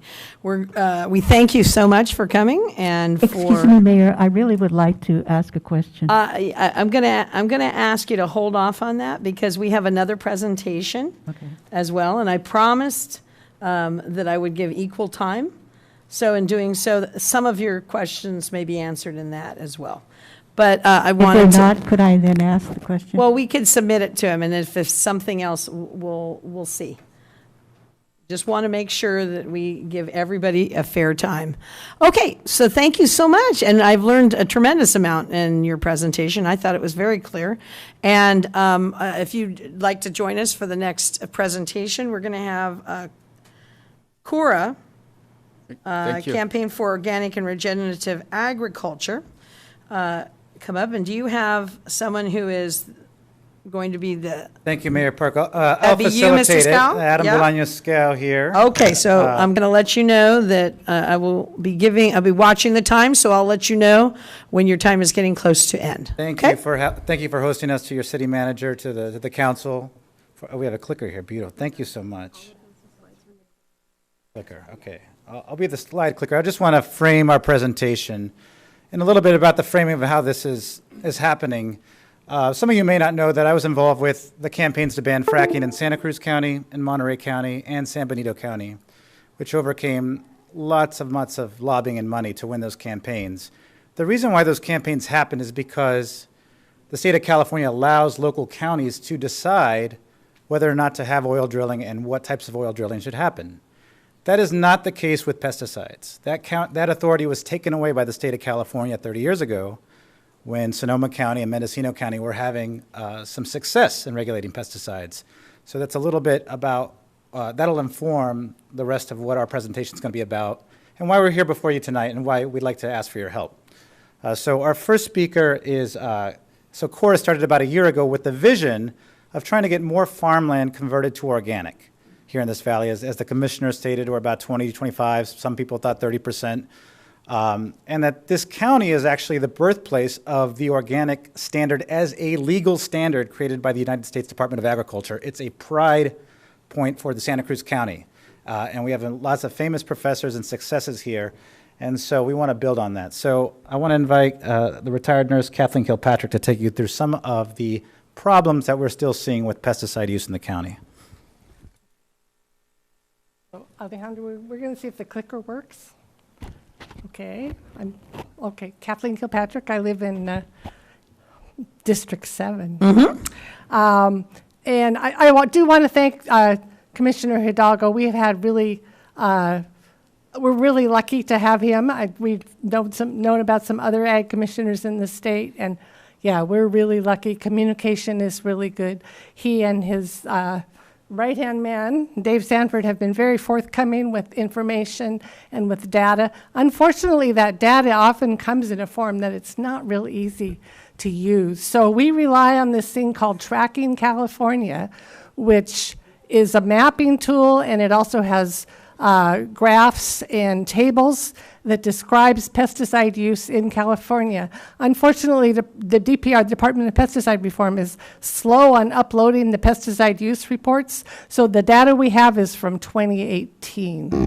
So this is, the one was before was Santa Cruz County. This is a little closer shot of Santa Cruz County, and it's pretty clear looking at this map. These are 1 mile sections, and the redder the square, the higher the proportion of pesticide use. 75th and percentile and above is the dark red. And as you can see, most of the pesticide use in Santa Cruz County are used in the Pajaro Valley. Next. So here's a list of all the pesticides used in 2018 in Santa Cruz County. Top 2 fumigants.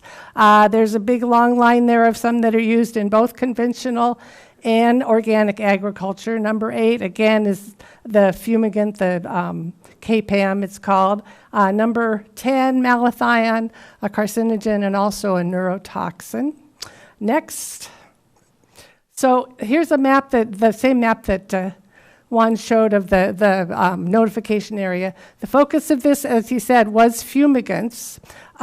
If you look at that senior neighborhood, the seniors have kind of been a squeaky wheel, but when this was set up, and I think DPR kind of helped set the parameters, there were quite a few neighborhoods that were in that 1 mile radius that are not included. For example, all of Vista Montana, the area around McQuitty School. You can even say if you kind of cut that line across a good part of the area around Watsonville High. And the schools get a notification within a quarter of a mile, but McQuitty School, Ann Sodal School, Lakeview School, St. Francis, and probably also Minnie White, EA Hall, and Watsonville High are all in that 1 mile radius, but they don't really get those 1 mile notifications. And there's a lot of fields in there, and what we were surprised when we started getting them at the end of August was that they were just coming one after another. Every day it seemed like we were getting the ping and the email, sometimes 2 a day, and we had no idea that there were so many fields that were going to be fumigated in so short succession to each other. It was a little overwhelming, and some of my neighbors who signed up for notification, they were like, I can't deal with this, and they either turned it off or they just stopped looking. And I myself, actually, I stopped counting. I think there's probably over 25 or 30 by now. Next slide. So these are the fumigants. The red squares, you can see everywhere where there are berry fields, fumigants are applied and great weight. That circle kind of is demarking that area that's in the notification zone. But the whole rest of the valley, fumigation is going on and we're not being notified about those. Okay, move on to next slide. So as Juan said, well, there has been a decrease in pesticide use overall in Santa Cruz County, I think partly because of conversion to organic, but fumigants not so much. So this is the last 3 years. You can see fumigant use has not really gone down. Pretty close to 1 million pounds of fumigants applied in Santa Cruz County every year. Next. So there's some overlap here. Toxic air contaminants. Most fumigants are also toxic air, all fumigants are toxic air contaminants, but there are some toxic air contaminants that are not fumigants. This is a category that's designated by the California Air Resource Board, so it's criterion referenced. They say which ones are toxic air contaminants. And you can see all around there, those are places where toxic air contaminants are considered to be a part of the pesticides being applied. So next slide. is the list. So again, there's the top 3 fumigants. But if you look at that column that says categories, down here there at the bottom, those are the categories that the Mapping California designates. And the C stands for carcinogens. So actually quite a few of those that are toxic air contaminants are also carcinogens, and some of them fall in several categories. For example, carbaryl is a carcinogen, a cholinesterase inhibitor, which means it's neurotoxic. It's a reproductive toxin and a toxic air contaminant. So, just qualities in these pesticides that are somewhat of concern. So next slide. Here are the carcinogens. So those are the red squares with the carcinogens around Watsonville. Some red, some pink, some pale pink. But yeah, just a lot of carcinogens are applied in the vicinity of our city. Next slide. This is a list. Again, fumigants at the top, and then just malathion number 3, and glyphosate number 7 and 8. So even though the city of Watsonville doesn't allow glyphosate to be used on the city land, there's still a lot of it being used both on people's gardens, their lawns, and also on the agricultural land around Watsonville. Next slide. These are our schools in the valley. These are the ones that we believe are within a quarter mile of agricultural fields. Actually, quite a few. A few of our schools, plus child care centers. I did a count years ago when we first started looking at the school notification project, and quite a few of them were very close to agricultural fields. And the ones in greens, this was put together by Lookout, as was that table of the fumigant use. And the ones in greens are the ones that we think are probably organic near to them, and the ones that are red are the ones that are conventional. But for example, Ohlone School, where the monitor is, the air quality monitor, has an organic field in front, but it has conventional fields on at least 2 other sides of it. So again, our schools are very close to the agricultural fields. Next slide. So there's McQuitty School, the playground. If you look at the across the fence line, and there's a road, a dirt road there. The field right across the way is a berry field farmed by the Ryder, one of the Ryder groups. And as far as we know, that field is 2/3 conventional and 1/3 organic, but we don't really know of the part that's closest to the school whether that's conventional or organic. And there's a lot of kind of industrial type activity going on across that fence. Next slide. So this is in our neighborhood, just looking out, kind of like this is what you would see from some of the backyards in our neighborhood. There's the sign that says peligro no entre. Anyway, that's a field that looks like probably it was herbicides that were applied recently, because you can see the withered plants at the bottom of the raspberry plants. But the thing that's notable to me about this picture is that soil, it just looks lifeless. And when soil is fumigated, it's denatured, and it takes away the microrhizomes that make it healthy living the soil. That makes it much harder for that soil to retain and absorb water, and it also makes it very much less likely to sequester carbon. So we're killing our healthy living soil by all the fumigation that happens in this valley. So that's pretty much my main message. I just want to leave you with a positive image. So just think, if you had your choice, which would you have in your backyard? That previous picture or something that looked more like this? Thank you.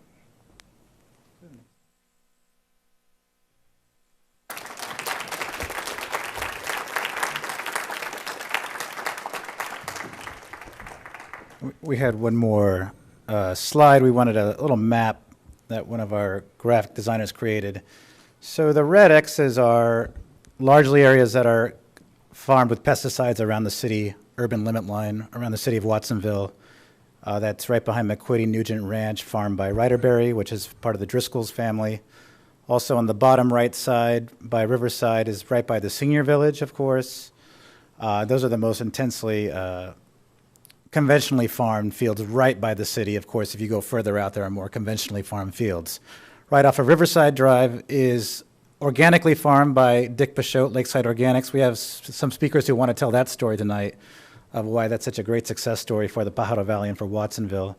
But I just wanted to give you an idea of what's going on. And those who drive on Houlihan tonight, you will see the plastic tarps of fumigation happening all around Houlihan. And recent studies from UCLA and other institutions show that these chemicals can drift for miles.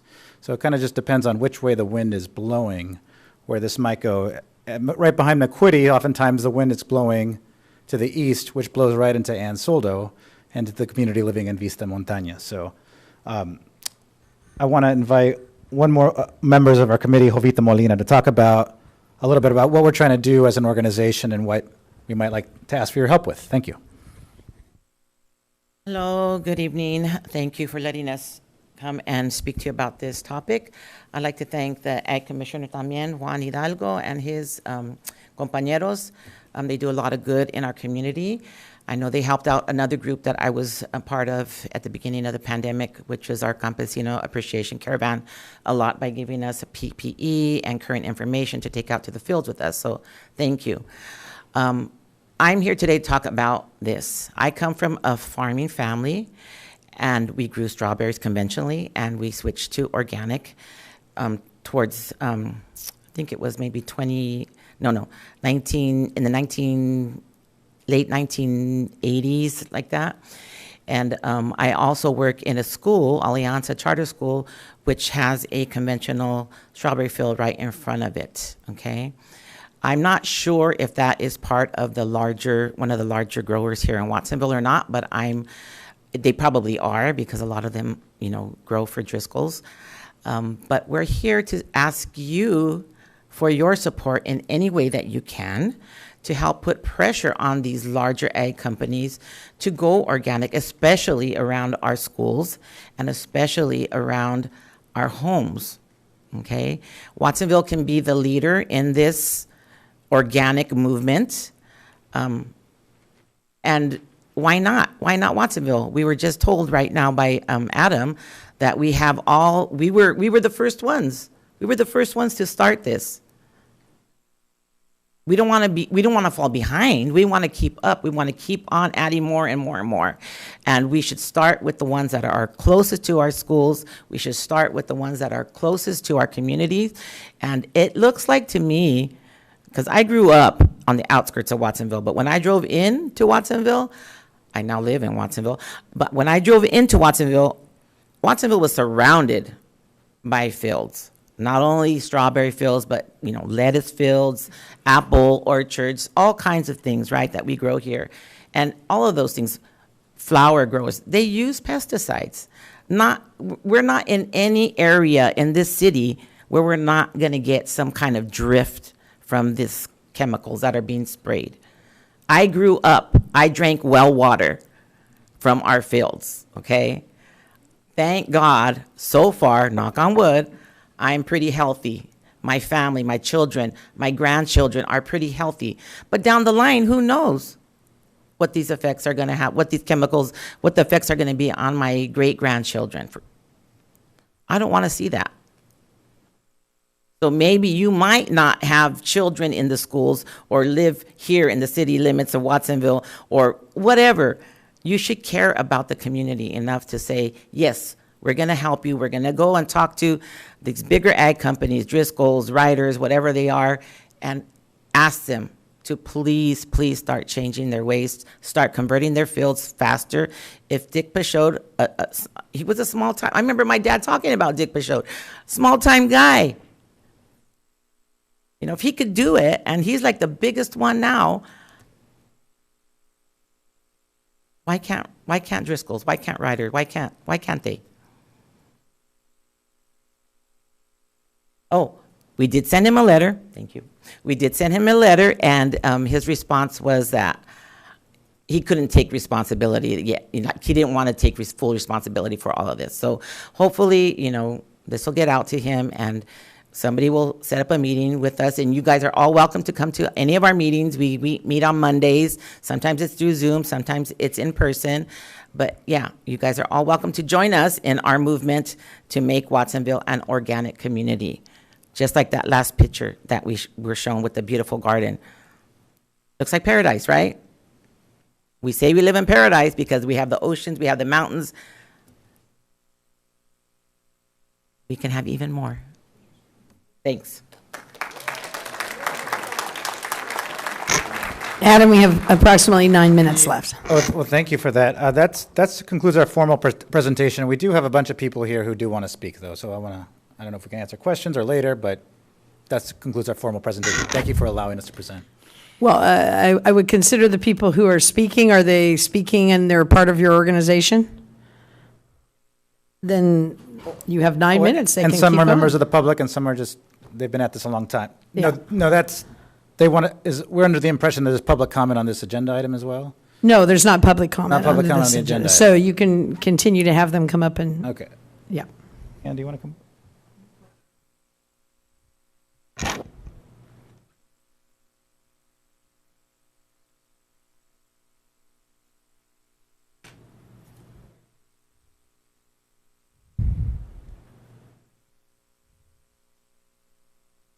Good Welcome. evening. Good evening. Thank you. Thank you for having us. Good evening. I have been doing research. I'm Dr. Ann Lopez, and I'm the director of Center for Farm Worker Families. I've been working with farm workers in this valley for about 25 years. And what I have noticed and what has absolutely appalled me is the level and the incidence of anomalies that any university can tell you are connected to pesticide exposure. I mean, farm workers' children are the ones where the effects of pesticides are showing up. So I have some families here that are going to talk about their experience with their children and how their children have been affected living in this valley. And granted, you can't connect each of the conditions that these children have directly with pesticides, but I'm telling you the incidence in the farm worker community of these anomalies is appalling, and I think it should be of concern to you as council members.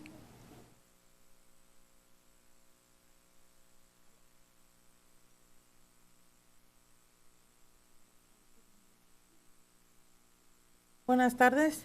Good afternoon. Mi nombre es Ernestina Solorio. I'm Ernestina Solorio. Yo soy una persona que trabaja en la agricultura, en la pizca de la fresa. I work in agriculture picking strawberries. He trabajado desde 1993. I've worked since 1993. Tengo 4 hijos. I have 4 children.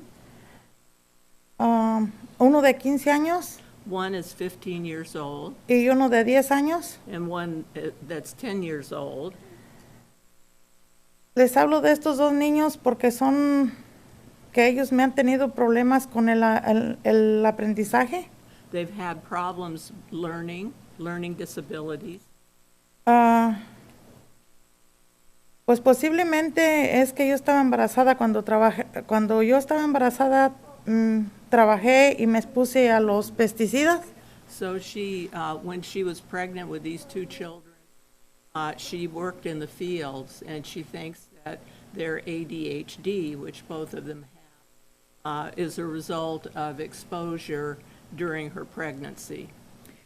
Y pues para mí ha sido difícil porque ellos han tenido dificultad en el aprendizaje en la escuela. And for me, it's been really hard because I had such a hard time being able to learn. Hi, excuse me, we can't hear you because you're not close enough to the microphone when you're interpreting. I do have an interpreter at the booth.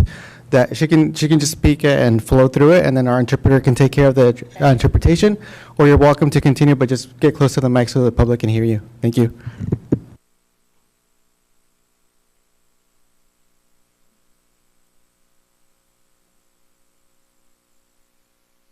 Have an interpreter up there, is that? We do have an interpreter in the booth, so she can just speak in Spanish, and then she'll translate to English. Wonderful. So go ahead. My apologies. Continúe, por favor. Yo nada más hablo. Sí. Okay. Sí. Sí, pues como le estaba diciendo, ¿verdad? Mi problema es que mis hijos han tenido problemas en la escuela, en el aprendizaje, y pues eso a mí me ha causado mucho estrés porque siempre estoy al pendiente de ellos, y pues yo como madre soltera sí se me dificulta sacarlos adelante, ¿verdad? Pero pues vinimos a luchar y a sacar nuestra familia adelante.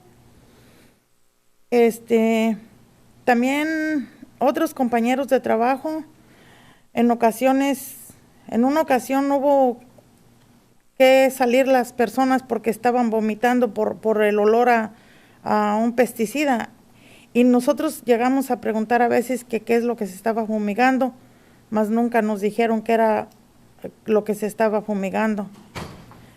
Si ellos quieren hablar. Si tienen alguna pregunta o no sé, para mí. Y si no, pues muchas gracias por escucharme. Gracias.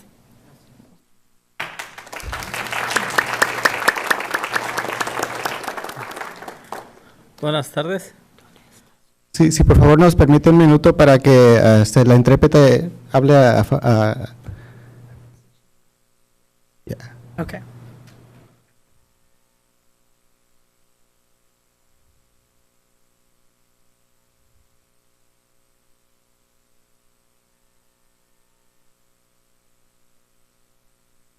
Un minuto, por favor. Ahorita va a interpretar. Gracias.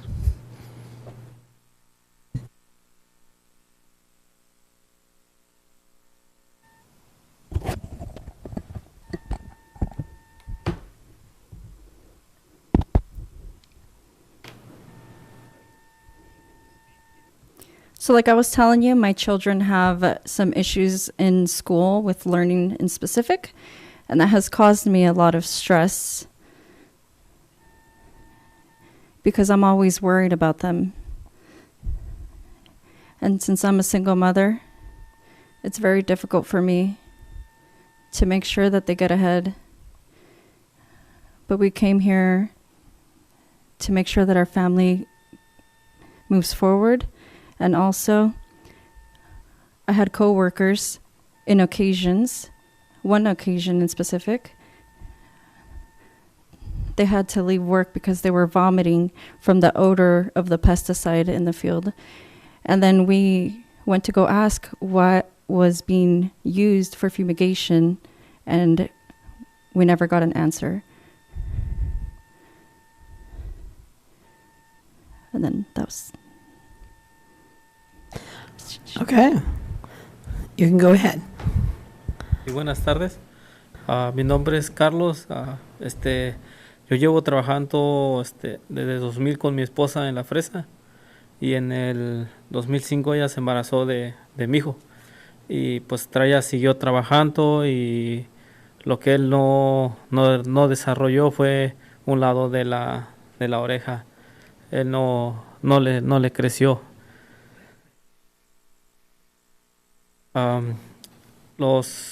Cuando nació lo mandaron a Stanford. Ahí estuvo como una semana y nos traían de cita y pues ya al último me dijeron que el niño estaba bien, pero pues lo que lamentamos nosotros que es que el pesticida, yo pienso que el pesticida fue el que no lo dejó desarrollar bien en la parte de su oído. Gracias.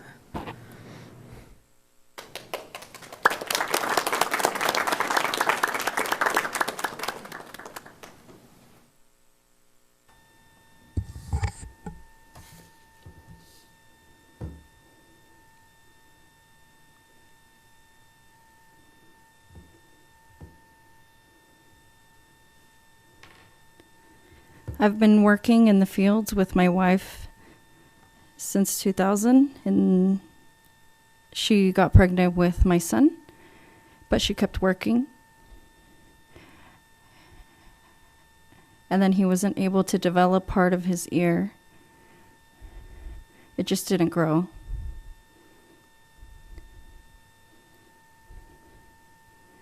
When he was born, they sent him to Stanford. He was there 1 week. He was going to different appointments. They told me he was fine. But what we wonder is, we think that the pesticide itself is what didn't let him develop his ear. Thank you.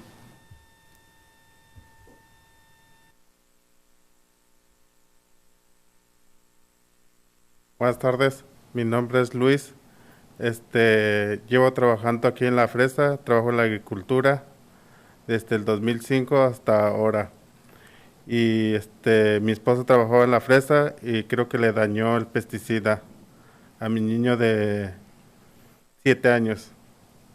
Él tiene problema el lenguaje y tiene un poco de autismo. Y para él se le hace mucha dificultad para aprender. No sabe ni hablar. Necesita mucho apoyo él.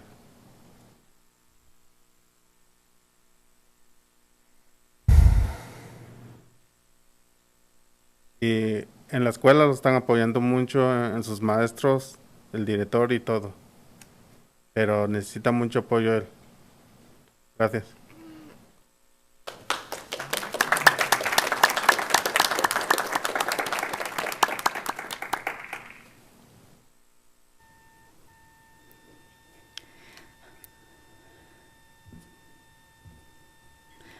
Hello, my wife and I have worked in the field since 2005 up to this day.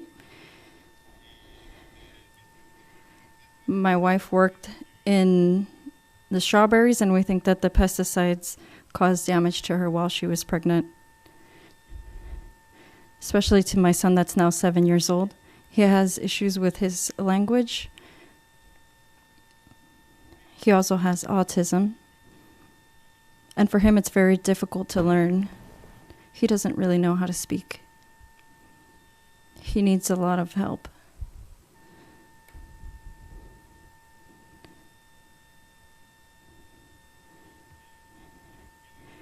In school, he has enough support from his teachers and from his director. But he, like I said before, he just needs a lot of help. Thank you. Okay, this is going to be our last speaker. Thank you. Buenas tardes, mi nombre es Filemón. Buenas tardes, mi nombre es Filemón. Y llegamos aquí en este país en 2014 y se embarazó mi señora, mi esposa, de mi hija.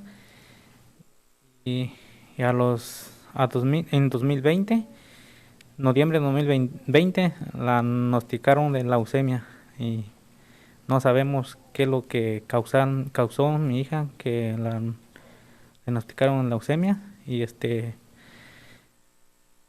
y la estamos llevando en Stanford y hasta ahorita seguimos con ella todavía.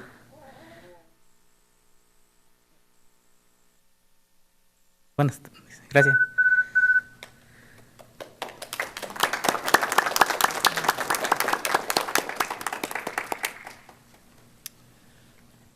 I'd just like to conclude by saying that this is a real issue in the farm worker community in Watsonville, and I think that it's important that you take this seriously. It's a classic example of environmental racism. Why are these children being thrown under the bus? And I think that there needs to be more study about it, and it should be a concern at the top of someone's agenda.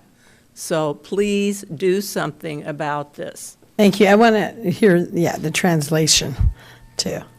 Thank you. My name is Filemon.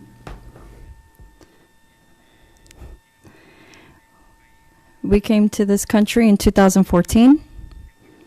My wife got pregnant. with my daughter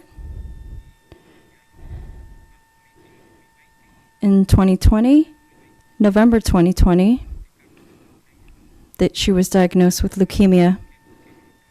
We don't know what caused her to get leukemia.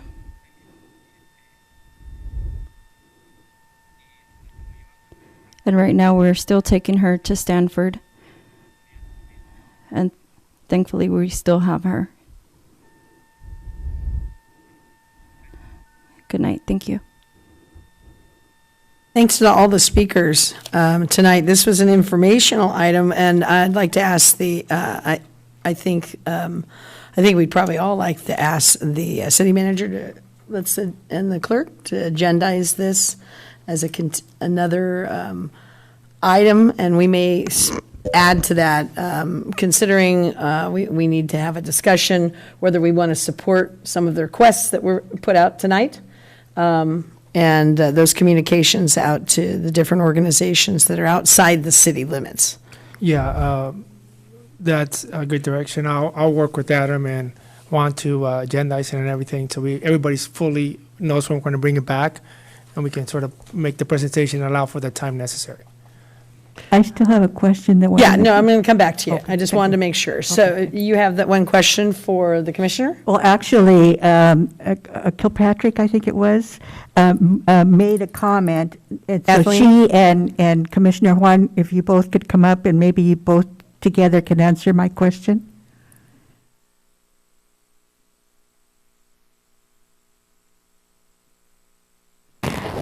The comment made was so appreciative of you as a commissioner in terms of the great communication that goes on between both of you.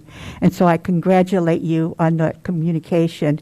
My question is, because she also and others mentioned something that two seniors who approached me just recently within the last week asked, and I said to them that I would propose this to you, Commissioner, for you to respond, and perhaps Ms. Kilpatrick, you can also respond. And the comment that was made was that two things. One is that in terms of the amount of notifications for the pesticide pilot that's going on, that it's ongoing. There's just so many of those notifications, and they're just getting overwhelmed. At least these two seniors were telling me they're getting overwhelmed in terms of the notifications. And the second thing was in terms of areas such as schools or the Vista Montaña residential that are within the radius but are not notified. And so my question to both of you is he responding to those concerns, and what it is that you're saying to those concerns? So maybe the commissioner could talk about how people become a part of that notification program. Yes, absolutely. Thank you. And I probably wasn't clear in my presentation and maybe skipped it, but receiving text and emails about notifications right now is specific to our pilot community, which is a small area. It does not include the Vista Montaña neighborhood at this point. However, the website is available to all members of the public. We actually did a press release back in July just to let all of our community know that this was a project that we were taking on. And so all of the notifications are available on the website. People can go there anytime they want and be able to see that information. So I guess I'd have to add to that. The project is being done under the auspices of DPR, and DPR gets the information from Juan, and they're the ones who do the postings. They have an automated system. All four of the projects that were started as pilots, of those, one of them has folded totally and wiped its website out so that you would never know that there was a project because they felt like they weren't getting enough response. People don't find it that useful to get the notification because, for one thing, it gives the brand name of the product. They don't know what it is they're being notified about. They have to go and look it up. And then the other thing is that none of the pilots will give the location of where the actual application is going on. They say it's within a mile, but we don't know where within the mile. So in our neighborhood, our only way we can find out is we can go drive around or, get reports or walk on the levee trail and find out where the tarps are going down. But it's really not very useful information because, for one thing, it's brand names. For another thing, it's non-specific to location. And for another thing, it's only fumigants. And people have the same concerns that they've always had, that if there's some group of guys out there in the field behind their house with hazmat suits on spraying, they don't know what it is, and they don't know how concerned they should be or what it is that they're supposed to be doing. So in spite of your best efforts to make sure that people got engaged, people are not engaging because this pilot does not have the information that really addresses people's concerns. So I'm sorry, but that's my assessment. If I may, I think I forgot to answer part of your question, which has to do with the number of notifications people are getting. Part of that has to do with some of the restrictions that we have here in our county pertaining to the use of these products. We actually make our growers, we place limits on how much they can do at one time. So that results in agricultural fields being broken down. You may have a 40-acre field, and now they have to break it down into maybe 3 or 4 applications. So that, those are some of the restrictions that we have. And so, in turn, that results in many more notifications than would otherwise occur. In regards to what Kathleen mentioned, I appreciate the comments. This is a pilot. One of the main intents of the pilot is to get this precise information, which we will be sharing with the state, because this is something that they need to hear. They need to listen to what community members want to see as part of a notification system. So, Kathleen, your comments will be sent to DPR. We communicate with them frequently. We are using an app that they developed to send text and emails notifications to community members that signed up. Because it's new, that we have had some minor hiccups with it. But at the end of the day, my office is the one that's responsible for uploading all of that information into the app. We just work with the state to make sure that it's actually delivering like it should. So as a pilot, it's something new that we haven't done to this capacity before. So we're learning, and I do appreciate the community and their comments. And I will be sure that the state gets those comments for them to take into account as they're continuing to develop their statewide system. Okay, very good. Yeah, we encourage people to give those comments directly to DPR also. Thank you. Thank you. Thank you. Okay, and thank you everyone for Commissioner, as well as everybody from Cora and the members of the public who came to speak about this. Look for it in a future meeting. Or any other actions to be had. This was informational, and we very much appreciate the time that everybody spent in preparing that information. Thank you very much. We're going to be moving on to our consent agenda at this time. All items appearing on the consent agenda are recommended actions, which are considered to be routine and will be acted upon in one consensus motion. Any items removed will be considered immediately after the consensus motion. Mayor, that's me, will allow public input prior to the approval of the consent agenda. And at this time, I would like to invite public input on the consent agenda. And if you would like to comment on any of the items on the consent agenda, if you would please approach the podium.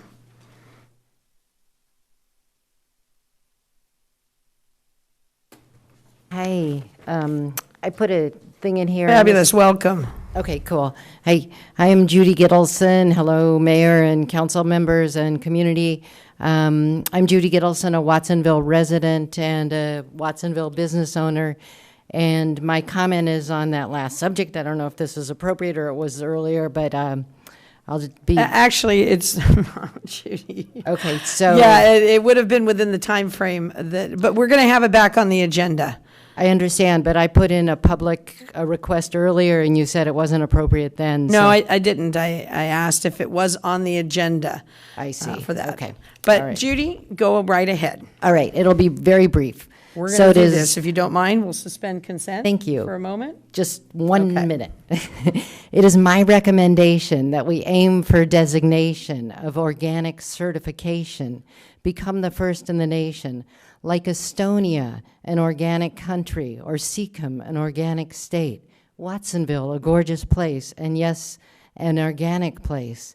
We've got the leaders, Dick Peixote, Miles Ryder, John Keeganbine, men above their station who can bring this to fruition, give us good nutrition, make a tremendous contribution, lead in this vocation, encourage implementation, sustain our habitation, reach the designation. It's gigantic, Watsonville Organic.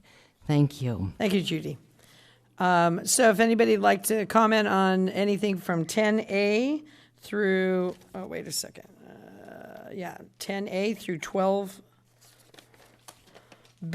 it's 12C, right? 12B. 10E. Oh, 10E, that's right. 10A through 10E. I don't want to add too many to that. So that's 1, 2, 3, 4, 5. If you'd like to do that, otherwise any other public comment is not appropriate at this time. I know, but I want to ask a comment. I agree with you. I'm sorry. Good afternoon or good evening, the city council members, mayor.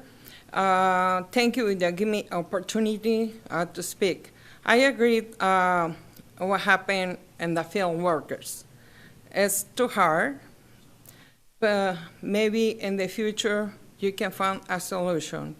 Another thing, you start early to the agenda. 6 o'clock, I came 6:30, late. I'm going to ask comment to Jimmy Dutra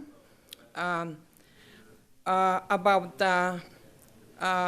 just been coming in the news. If you haven't, Okay, I'm going to ask you to stop, if you would, please. Yes. We are on the consent agenda. Yes, I appreciate you very much. I know you, and I appreciate it. But right now is not the time. it's not time. And it was earlier, and I'm sorry that you missed it. Early, but Thank you very much. I appreciate that. So we're going to continue with our consent agenda. If I could also add, public comment is limited to items that are within the council's jurisdiction. So items directed at a specific council member are not appropriate during public comment. Okay, so we're going to move to talking about consent agenda. Is there any other member of the public? I'm sorry. I'm sorry. This is not an appropriate time, but please come back or send us a letter. We can have that. Okay? Because this is not the time and you are out of order. And I appreciate that you have positive energy. Thank you. I really appreciate that. We will make sure we give you time. In public input for the consent agenda, is there anyone else here for public input for the consent agenda? Seeing none, I'll turn to council and ask for a motion. I think we're going to stay away from that. Councilman Hurst? Yeah, I'll move the consent agenda. You going to second it? He's second on the agenda. Okay, got There it. you go. Go ahead. Oh, I just wanted to talk on, get my glasses. The 10D, I know that we've had a lot of people connect with us over the past about feeling that we weren't getting our fair share of funding for the animal services down here in South County. So I'm excited that we're moving forward with this opportunity to lease this, but I think that it's also important that we make sure that it's functioning at its highest capacity. A lot of people feel that a lot of the funding is staying up at the north part of the county's animal facility. So I just want to make sure that when we create this relationship that it's functioning and healthy and sustainable. Very good. Councilwoman Garcia. Yes, this is on 10E, so I think it goes to our city manager. My question is, how does the state funding actually increase the supply of affordable housing? So I think it provides funding for us to do the work that we need to do here to increase funding. So like the housing element, other programs like that. So the funding itself provides us resources that we need to do the work we need to set it up so we can increase our housing stock. Oh, so it doesn't go to paying for? Not for- necessarily. So Okay. we have options to do that, and our community development director will be working as we move forward. So, but it just provides more capacity for the local jurisdictions to do the work necessary. Okay, thank you. Okay. Councilman Hurst. Yes, thank you, Mayor. My comment would also be pertinent to 10D, the Animal Services Authority, and the land there at 580 Airport Boulevard. You know, I understood how the animal shelter needed to shut down during COVID. It was a trying time for all employees and all agencies trying to staff their facility. But now I think it's time for the first examine how those resources are really spent. And I'm certainly supportive of the good work that's been done there. I think there's more to do, and I want to make sure that we're getting our money's worth. And I'm going to throw this out there, that I think that that location would be great for a dog park, too. I think a dog park goes along with the animal shelter, and I know that there's some land adjacent to it. I don't know what the process or procedure for approval of that would be, but clearly we accommodated the animal shelter, and maybe it's possible that we could have a small dog park. I mean, big dogs could come too, but small geographic dog park carved out of that. And lastly, in regards to 10E, I am certainly glad that we might be able to acquire another $2,175,000 plus 90 from the state of California for our housing needs. So I want to thank everyone who's worked hard on that. Thank you. Good. Any other comments from Councilwoman Quiroz Carter? Thank you, Mayor. My comment is very quick on 10D. I'm really excited to see this lease renewed. My cat died, and I've had her for 16 years, and the folks at the animal shelter were wonderful, so I agree with the sentiments that I would like to see their good work continue. That is all. Thank you. All right. Well, seeing no other comments or questions, I think we should go to roll call. Dutra? Aye. Estrada? Aye. Garcia? Yes. Hurst? Aye. Quiroz Carter? Aye. And Parker? Aye. The motion carries. Good. All right, we had no items removed from consent agenda, so we move on to our public hearings, ordinances, and appeals. 12A is the consideration of an ordinance repealing and replacing Chapter 2 of Title 7 in regards to sidewalks, driveways, curbs, and gutters of the Watsonville Municipal Code regarding sidewalk maintenance and liability. And that will be presented to us by Maria Esther. Thank you. Okay. Director Rodriguez? Assistant Director. Assistant Director. Oh, sorry, Christian. Good evening, Mayor, Council, staff, and members of the public. The item before Council for consideration this evening is a recommendation to introduce for the first reading by title only and waive further reading of an ordinance repealing and replacing Chapter 2, Sidewalks, Driveways, Curbs, and Gutters of Title 7, Public Works of the Watsonville Municipal Code regarding sidewalk maintenance and liability. A little background on this subject. The California Streets and Highways Code is used by many cities and counties and other municipal governments to address funding and maintenance of various types of public infrastructure improvements within jurisdictions. In 1941, the state enacted Section 5610 of the Streets and Highways Code, which identifies that property owners are responsible for maintaining sidewalks adjacent to their property in a safe condition. Watsonville adopted our current ordinance on sidewalks, driveways, curbs, and gutters that is consistent with the state code language. The Streets and Highways Code identifies owners of property abutting public streets or sidewalks responsible for maintenance and repair of those adjacent sidewalk areas. Given that adjacent property owners are in the best position to quickly identify and address potentially dangerous conditions that might occur on sidewalks, many cities like Watsonville adopt ordinances that impose liability for the maintenance and repair of sidewalks on those adjacent property owners. The property owner's liability further incentivizes speedy repair of any dangerous conditions. To enforce this maintenance responsibility, cities may also impose civil liability for injuries arising from the poor condition of the adjacent sidewalk area. This imposition must be clearly stated in the municipal code. And while the city may not be able to relieve themselves entirely of liability for dangerous conditions in sidewalk areas, language in the municipal code creates an additional level of defense. While the current municipal code language is consistent with the Streets and Highways Code, this modification proposes to further clarify and highlight the responsibility property owners have relative to maintaining safe sidewalks adjacent to their properties and their associated liability. The new sections proposed to address these items include, the first one, owner's duty to repair defective sidewalks.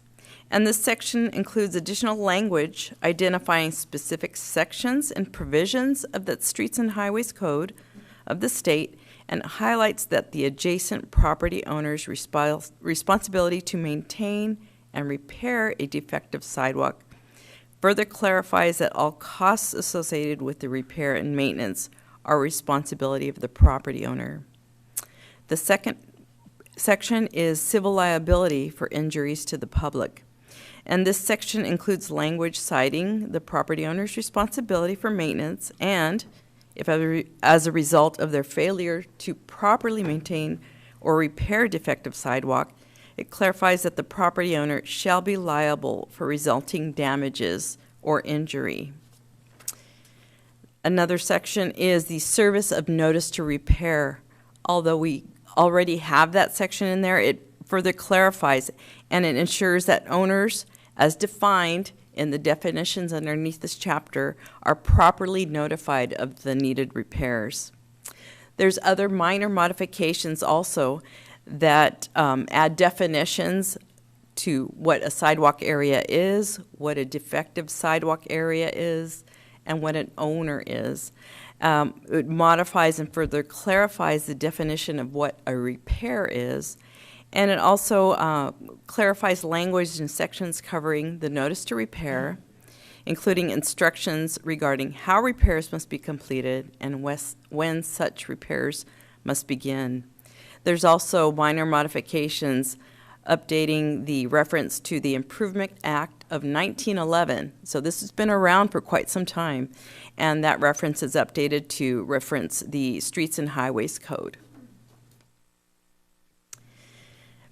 I want to also highlight something that is unique to the city of Watsonville. Very few other cities that I know of have this. We do have a sidewalk repair program, and it's very successful to allow us as city staff to work with our property owners. And once a city staff is made aware of a sidewalk deficiency, it could be reported by a member of public or something that we notice, we go out and evaluate the extent of the repairs needed and put together a cost estimate based upon bid prices that the city has received, because we normally go out and publicly bid a concrete repair contract, so we have those numbers available. We bid it regularly to ensure that there's always a contract available that we can use. And by having a city contractor available for repairs makes the work more expeditious and allows for known costs to be estimated and provided to the property owner, making the process more efficient. So for example, the current cost for a sidewalk reconstruction is $16.75 a square foot. Curb and gutter replacement is $75 a linear foot. And these are prices that we received from our contractor back in 2020, and we have the ability to extend that contract for 3 years. So as you can imagine, especially in today's dollars, these are very cost-effective, and our contractor works with us regularly to do so. So for example, just to give you an idea of what a sidewalk repair cost may be, if you have a 5-foot wide sidewalk in front of your home and there's about 10 feet of it that needed repair along with the curb and gutter, that would add up to about almost $1,600. And part of our sidewalk repair program provides a payback agreement with the city. So a property owner can enter into an agreement with the city and pay that cost over a period of 12 months, or if the cost is a little bit higher, 24 months. And again, it allows for efficient repair of it and something that's affordable for that property owner. Our current contract actually expires the end of the year, but our staff is already preparing the next bid document to have, again, a contractor ready to be able to do those types of repairs. I will note that that is just an option for a property owner. The property owner can totally pick their own contractor that's fully licensed and has a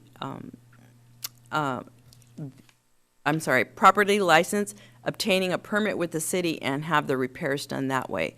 The repair program is an option provided to the property owner under our current program. And again, the item before council this evening is an ordinance to further clarify and highlight our municipal code language relative to the responsibility property owners have to maintaining safe sidewalks adjacent to their property and the associated liability. Therefore, the staff recommendation is that City Council introduce for the first reading by title only and waive further reading of an ordinance repealing and replacing Chapter 2, Sidewalks, Driveways, Curbs, and Gutters of Title 7, Public Works of the Watsonville Municipal Code regarding maintenance responsibilities and liability for failure to maintain sidewalks, driveways, curbs, and gutters, and maintenance and liability. And that concludes my staff report, and I'm available for questions. Thank you. Are there any clarifying or technical questions? Councilman Dutra, Councilwoman Garcia. Thank you. The sidewalk issue has been a big kind of problem in our community, and I talked to a lot of people who are like, "Get the city out here to fix my sidewalk that we know," and there's a stump in the middle of it. So, was there before today? Would the city have been responsible for covering that? No, the municipal code language actually does identify the property owner as the responsible party to do those repairs. And in this new program, will you be actively going back to those residents who you maybe have a list of or that have reached out and say, "Hey, we'll work with you. We'll give you a payment period of time. We'll fix your sidewalk," or?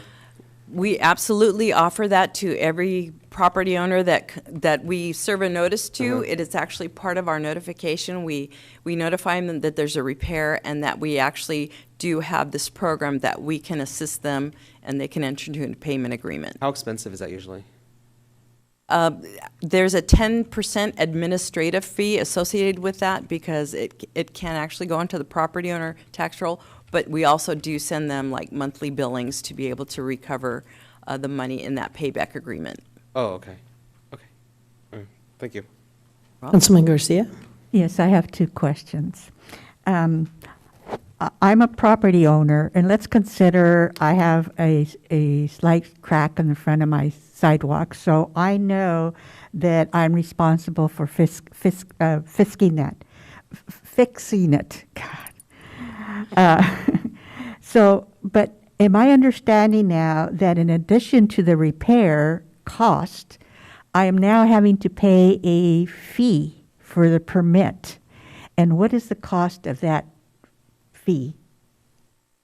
So yes, as I mentioned, the options are you can use the city contractor as part of that sidewalk repair program, or you can hire your own contractor. But just the fee.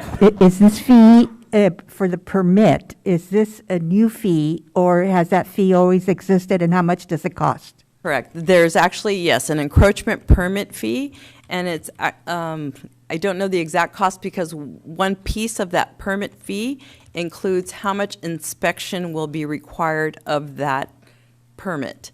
If it's something very small, I want to say there's, it's about $400 for that permit to get that permitted done and have the inspector go out and make sure that the work is done properly.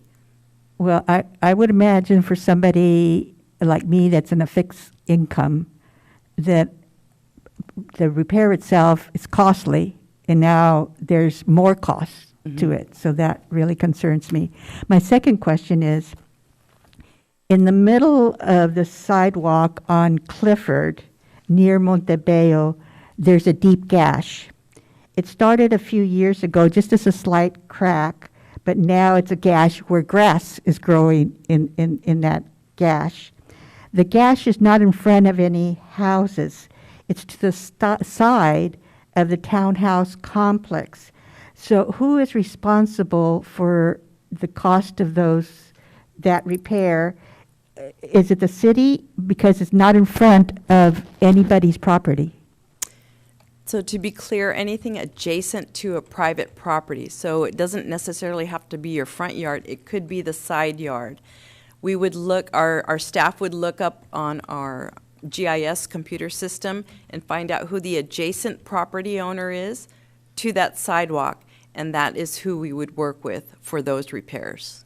So I'm giving notice. Okay. You will, because it's a deep gash. And it's not just a small one, it's quite wide.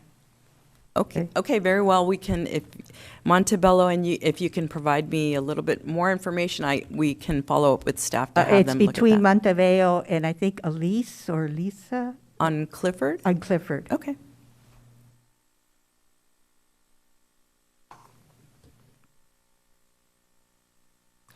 Mayor, this item brings up some real fundamental questions about who the heck really owns the sidewalk. Whose sidewalk is it? Is it the public sidewalk? Is it the person's private sidewalk? If it's the private sidewalk, can the person park their car on the sidewalk, have a yard sale on the sidewalk, block the sidewalk, tell people to get off my sidewalk? If it's a public sidewalk, the public gets to use it, and I would assume, theoretically at least, that the public has some responsibility for maintaining it. Maybe not by our municipal code or past practice, I'm not sure. But I know that most people don't realize that the public sidewalk is really their private responsibility. So I think there's a great deal more education that probably needs to take place on this issue, because there's a lot of places that don't have sidewalk. Well, maybe not a lot of places. There used to be a lot of places. But there are places where there is no curb, and the curbs in Freedom are much different than they are in the rest of the city. I think we need to, I certainly want to support the city, and I don't want to see the city on the hook for all the sidewalk and curb and gutter repairs that need to be done, but sometimes people drive on the sidewalk, delivery trucks go up on the curb on the sidewalk. I've seen the postal delivery folks drive on the sidewalk. A heavy truck can damage it, and then the owner supposedly is responsible for the actions of somebody else, because in theory it's a public sidewalk. So I'm not sure about this. I know there's a clarifying question in there somewhere.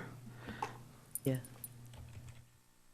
Well, you have to dig a little deep on it, I think. Okay. And it's like, whose sidewalk is it, and who has to maintain it, who can use it, who can't use it, how can it get used, and how can it not get used? So if it's somebody's property, like their driveway, they can drive on it, they can set it up, they can have a lemonade stand, they can do whatever they want, within reason. And if the sidewalk is there and they're responsible for it, then if they don't want somebody walking on that sidewalk, can they say, you can't walk on my sidewalk? Actually, so no. And so back to your point, it is confusing for a person in the public to understand. I have had these conversations on the telephone many and in person many a time. They call in the sidewalk in front of their house and they let us know there's a problem with it, and then we inform them, well, actually, per our municipal code, per the Streets and Highways Code, it's your responsibility to make sure that that sidewalk is in good repair. It is, back to your point, Councilmember Hurst, it is indeed within the public right-of-way, but again, back referencing the Streets and Highways Code and that Improvement Act, and I imagine it's because there's so much out there. If the city of Watsonville were to be responsible for all the concrete within the city, I don't think we have the general funds to cover any of that. So just that aside, but it is the responsibility, because as a property owner, we are responsible for that based on Streets and Highways Code and our municipal code. But then you're right, education and having people understand that it is public right-of-way and the public has the right to use that sidewalk in front of your house. But yes, as a property owner, we are responsible to make sure that's in good repair and it's safe for people to use it. I have a question too. Are you referring to the 1911 improvement? Is that the one? It started, well, that was the first one, and now it's now known as the Streets and Highways Code, so it's updated. Okay. And what was the most updated one? It is in the Streets and Highways Code, and they updated, I think the last update that I saw in that section was 2018. 2018, okay. So what if you have a tree that was planted by the city, and the tree is creating cracks in the sidewalk in front of the house? Well, typically the city does not plant trees in the sidewalk areas. Typically what we've seen in very many, and for example, Vista Montaña and a lot of other subdivisions, is a developer comes in and they have this planned development, and part of that development, they plant trees in a sidewalk strip. So they're planted. They are still the responsibility of that property owner to maintain that tree. And special note, there is some work being done on that particular section of the municipal code that'll come to council early next year. But it is the property owner's responsibility to maintain that tree and maintain the sidewalk in front of their home. That's still the case. Okay. Well, I just have to say, and well, I can save my comment for later. I'll save my comment. I'm going to go. I have a second part of my clarifying question, if I could. Okay, and then Councilwoman Vanessa Quiroz Carter, after you. Go ahead. Let's say the property owner says, "Oh, I'm not fixing that." What do we do then? And then who pays for it? And then what happens when the property owner doesn't pay for it? I assume it goes on their county tax bill after a period of years, and then they don't pay that either. Well, hopefully it doesn't get there. However, in the municipal code right now, there's actually language that if they do not repair, there is a provision where the city can then do the repair, let the property owner know that they're going to be charged for that repair. There's also an appeal process that would come to the council. But then that is absolutely one of the options that the city can make sure that it gets on the property's owner property tax, and that's how we would recover that funding. But it is all identified in the municipal code language already, and we still have that section in there. Okay. Councilwoman? I just want some clarification more on the process, because what it sounds like is people are under the assumption that the city is liable for the sidewalk, and then they call and then they're told, you have to pay this. So how does that work? Or do people call with other areas? As Councilmember Garcia mentioned, there's a lot of areas that have been there for many, many years and they're not fixed. And then following up on that, with what Councilmember Hurst said, yeah, what happens then? And then I do have a second question about what happens with things like PG&E lines or bus or other signs, parking signs, things like that. Let's say they fall down. If a bus sign falls down and it cracks the sidewalk, is the property owner liable for that? Kind of following up on Mayor Parker's hypothetical about the tree. So that was a lot. If you need me to restate, let me know. I think, so the first part was about areas of the sidewalk, older areas that have been like that for a long time, and the property owners The don't first know. part was about process. So Oh, like, the process, what is the okay. process? And do we have like any kind of FAQ on our website or anything like that? Or where can homeowners find, or property owners find this information? Actually, yes, we do have on our Public Works website information about sidewalk repair and who's responsible, and of course, it follows our current municipal code language. We will definitely update that, and to Councilmember Hurst's point, education, we can put something out on our website and let people know about this updates and reminding them about the liability and the maintenance, et cetera. And we have a pamphlet on the website that we can update and let people know what options are available to them, also more about our sidewalk repair program, because as I mentioned, it is fairly unique in the Tri-County area. I don't know of any other city that does that. So that is the process, and we'll put that education message out to let people, members of the public, know. And then your second part. And then the second was kind of following up on Mayor Parker's question about the tree, or if there's something like PG&E lines on your property, or a bus sign or a sweeping sign falls down and damages the sidewalk. Who's liable for that? So that might be a little bit more nuanced, but I know, so for example, back to a property owner knows what's happening in front of their property and knows, if there's something that's damaged. So for example, I'll just use, if somebody hits a sign in front of your home and it cracks the sidewalk, one of the things, and we face this all the time as a city, is somebody hits that sign, and if you know who hit it, you can go after that person for the repair. And that's what we as a city would do if somebody hits our street lights or whatever. If there's a police report or somebody saw who hit it, we would go after their insurance company. If it's something that we don't know, all we can do is we'd have to address that, and I'm not sure if the attorney would have anything else to say on that particular topic. But it would be something that we as a property owner could, if we know that the bus has been regularly riding up on the sidewalk and has damaged it, I think that's a conversation I would have with the Metro or whomever's causing that damage. Okay, thank you. It sounds like just there's a lot of nuances, and so Yes. it may be a case-by-case basis. Is that correct, or? Yeah. Okay, thank you very much.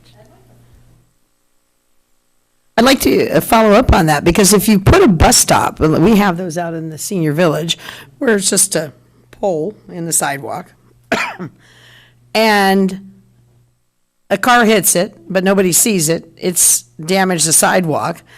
If the pole and the bus stop weren't there, then the sidewalk would not have been damaged by a car that hit it.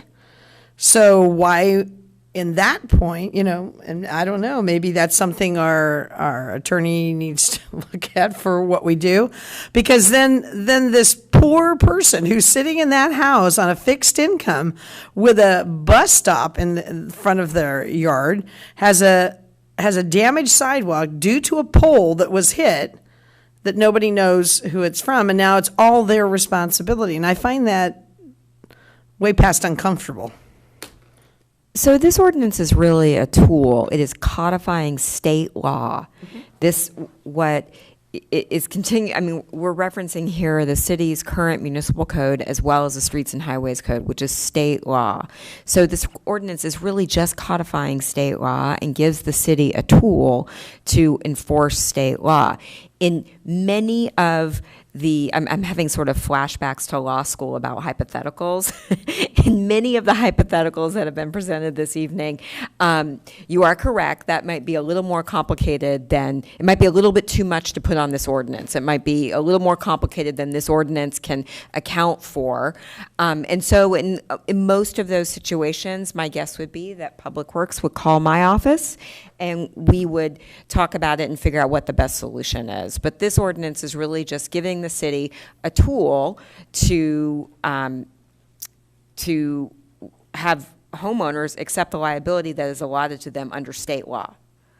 Okay, so interesting. So you're saying this is the spirit of it. We're moving forward with the spirit of what this is supposed to happen.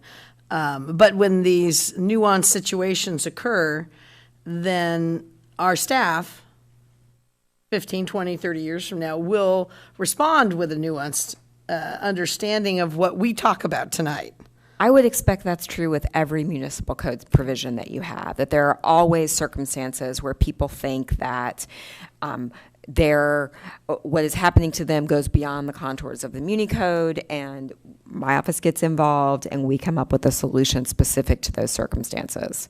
Okay, and I hear you, but you hear the questions that are coming from this body, and there are so many people out in the public that would be even more lost about this, because they really do believe it is it's public property, and it should be supported by the city, not by them, and that's where everybody's at. So I think it's beyond just a little bit of education. We need to do a lot of education for our folks on this. Yeah, but that exists today. So I get the uncomfortableness of this, whether it's trees, whether there's accidents that occur in other places, in other situations. But the ordinance that we're updating today, that already exists today. When I hopefully find a house in Watsonville, move, I am now responsible for that sidewalk and that tree in front of my house. That's the way, because from a statewide concern on the Street and Highways Code, it would be virtually, and I'm not suggesting it's comfortable, I'm not suggesting it's right or wrong. It would be virtually impossible for cities to assume 100% of liability. So either you do or you don't. And the default is you don't, and you adopt the Street and Highways Code. Now, that doesn't mean that you're not going to have nuances along the way, because that happens in almost every code ordinance that we have on a daily situation, and it's so difficult to be able to understand the nuances of what might occur if this occurs. We cannot, well, we can try our best, but it's so virtually impossible to plan for everything. So I get it's uncomfortable, but this uncomfortableness exists today. We're trying to clarify it and update our code to reflect what's in the Street and Highways Code today. And I take your comment seriously, but at the same time, this discussion is a good, transparent discussion for the public to hear. Councilwoman Garcia? Yes, this is in response to what was just shared by our attorney and city manager. I'm trying to understand that our local ordinance is created because of state law. But as a local ordinance, are we not able to pick and choose or modify that state law?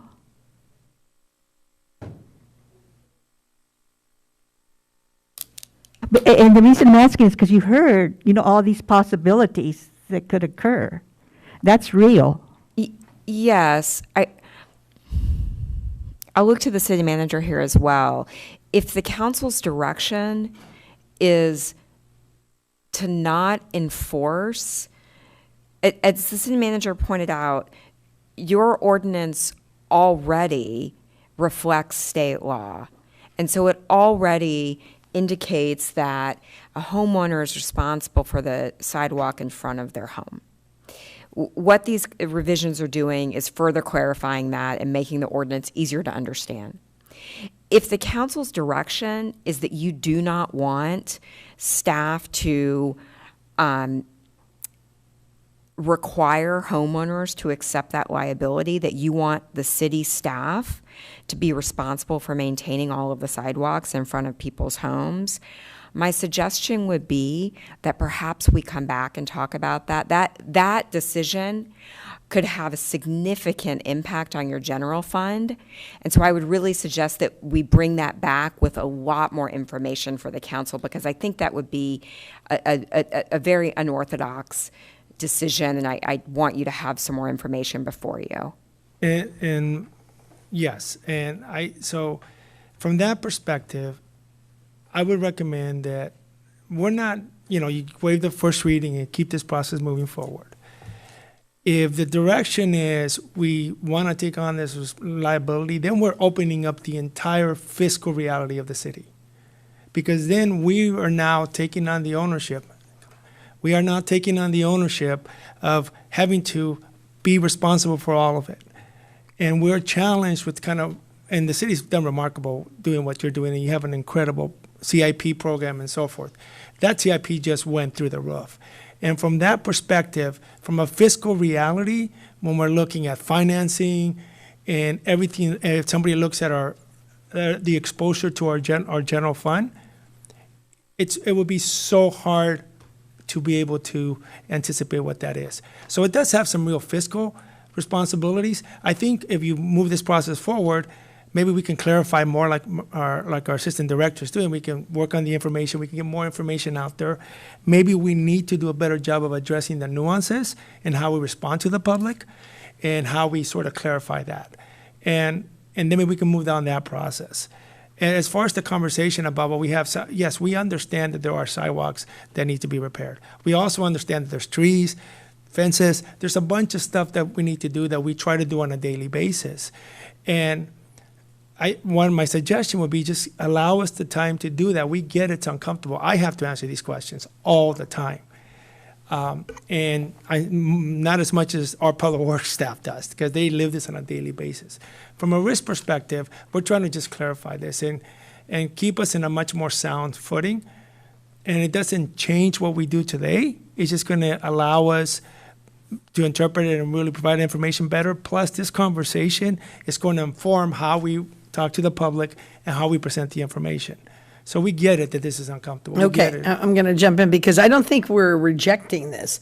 I think what we're saying is we are a reflection of what the public is going through in the discussion of this. So as it is a first reading, we just, you could clearly understand from all of us, this needs massive education. Whether we send a notice to every single homeowner, you are responsible for the sidewalk and liable for anything happening on the sidewalk in front of and then put the code and then put a help.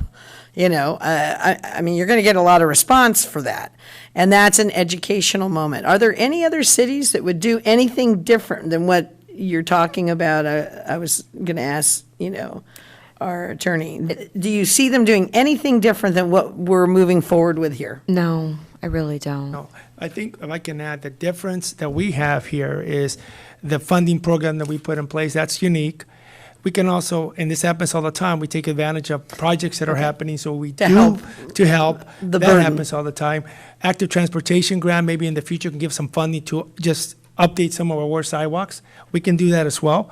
That is part of a program, a capital improvement program that we're trying to implement in sort of our worst areas and so forth. We can do that.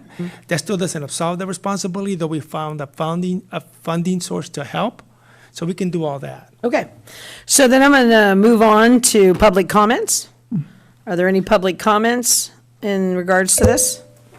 You'd approach the podium, please. State your name and your district.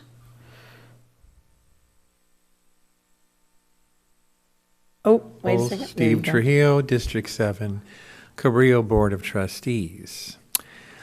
I pull weeds along my sidewalk on Bronte Avenue and on curb as well, and my neighbors think I'm crazy. The city will do that. No, I tell them, the city's not going to do that. We're responsible for the sidewalk. What? Lowell, you're absolutely right. Who owns the sidewalks? When you try to convince some of my neighbors, who, by the way, don't have email, they don't have a computer, they never watch these meetings, they never come to them either, they expect me to do it. They expect me to do it. They come to ask Steve. I get phone calls and people come to the door about city policy. And really? I never even got elected. Oh my goodness. And now I'm supposed to be, So what I'm telling you is, $400 fee? I mean, that's a little exorbitant, don't you think, for this community? We're not, our median income isn't above $50,000 a year. Sorry, folks, but $400 is way too much. And yes, I do believe that Renee, our city manager, is right. We need to have a discussion about this. We really do, because we got lots of poor people here in town. They can't afford $400 for that matter for rent, let alone a fee to repair the sidewalk in front of their place. No, that's ridiculous. So I would hope that you would all use good sense. And yeah, it does need to be. It's state law. It needs to be codified, but there needs to be a lot of nuance. And every bad damaged sidewalk, if it's not necessarily the fault of the owner, you need to explore how it's going to be paid for. Thank you. Thanks, Steve. Is there anyone else who would like to speak to this? Welcome. Hi, good evening, everybody. Mayor, thank you for being here, and thank you for being with all the information that you've given us to all the city people here. I am just wondering. Would you state your name and your my name is district? Providence Martinez Alanis, and I live in District 3, and I work on District over by Bronte. I work over That's there. District 7, yes. Yeah. Uh-huh. So I see a lot, like Steve just said, there is a lot of people that don't realize that they're supposed to be up keeping the sidewalk. And I recently found out because there's a tree that is pushing the sidewalk up. So when my mom walks through there, I noticed that it's a hazard for her. So I asked, and that's how I found out. But if we're responsible for the sidewalk, then when there's people that are doing things that we don't like, do we get to tell them to get off the sidewalk too, since we're responsible for the sidewalk? Or are you saying that we can't even do that? I mean, Well, we're not taking questions right now, but that will be noted. Okay. Yeah. So that I'm just wondering, like, are we owners of the sidewalk, and we get to let the public do whatever they want on our sidewalk and throw garbage there, and leave their pee all over the sidewalk and just do whatever they feel like doing on the sidewalk? I'm just really curious, and I'm pretty sure a lot of people don't realize that they are responsible for the sidewalk, and the fee that they want to charge, I think it's a little bit too high for the people in Watsonville, personally, and speaking for a lot of other people, because I mentioned it to a few of my groups, and they said that I was wrong. So when they find out that I was right, there's going to be a lot of people here. So that's all I wanted to just say, since I can't ask any questions. Thank you. Well, you can ask the questions. They'll note them, but they're not going to answer them. But thank you very much, yes. Okay, is there anyone else who would like to, from the public? Okay, and then I will come back for a motion from our council to, this is a first read, is that correct? By motion for first reading, so we're not, it's going to come back again. Yeah, so in between, before we go to that motion, just so we're all clear, that we're talking about some of these nuanced situations. Maybe you have a discussion about that. You talk about the amount that we charge and why we charge it. So if we have to, and a course of action on education for the public. So when we come back to this, we feel that then if it's going to go forward, it'll go forward in a way that everybody will understand exactly the situation that they live within. In fact, if I may, I think what we'll work on in Public Works is making sure that we can get something out in all the utility bills so that that property owners know about this update and the nuances that could be involved. That'd be good. And then increase the visibility on our web page to let people know as well. Okay, we're going to have, let's have a motion, and then we can have a quick discussion or comments. Does anybody want to make a motion to move it forward?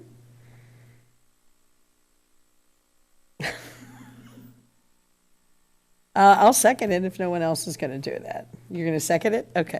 No, Okay, I'm seconding it. You're seconding. Okay, so, I had a question. Councilman Estrada, and then I seconded it. Yes, go ahead. Okay, Council. yeah, this is a question. I was thinking that perhaps in terms of a compromise, that the city, that the property owner pay half and the city pay half. So I'm wondering if in the second reading, any information can come up to us to tell us what that would cost. This is. I'm gonna jump in there really quickly, if you don't mind. I think that has a lot to do with our city manager and what he said. He's going to talk about the fiscal impact of doing that, and I think that could be a part of that report. What the fiscal impact could be if there was a compromise, if the city took it on completely, or if this, and only under certain circumstances. So I just think that's where we're thinking. But okay, yeah. And any other comments? Councilman Dutra?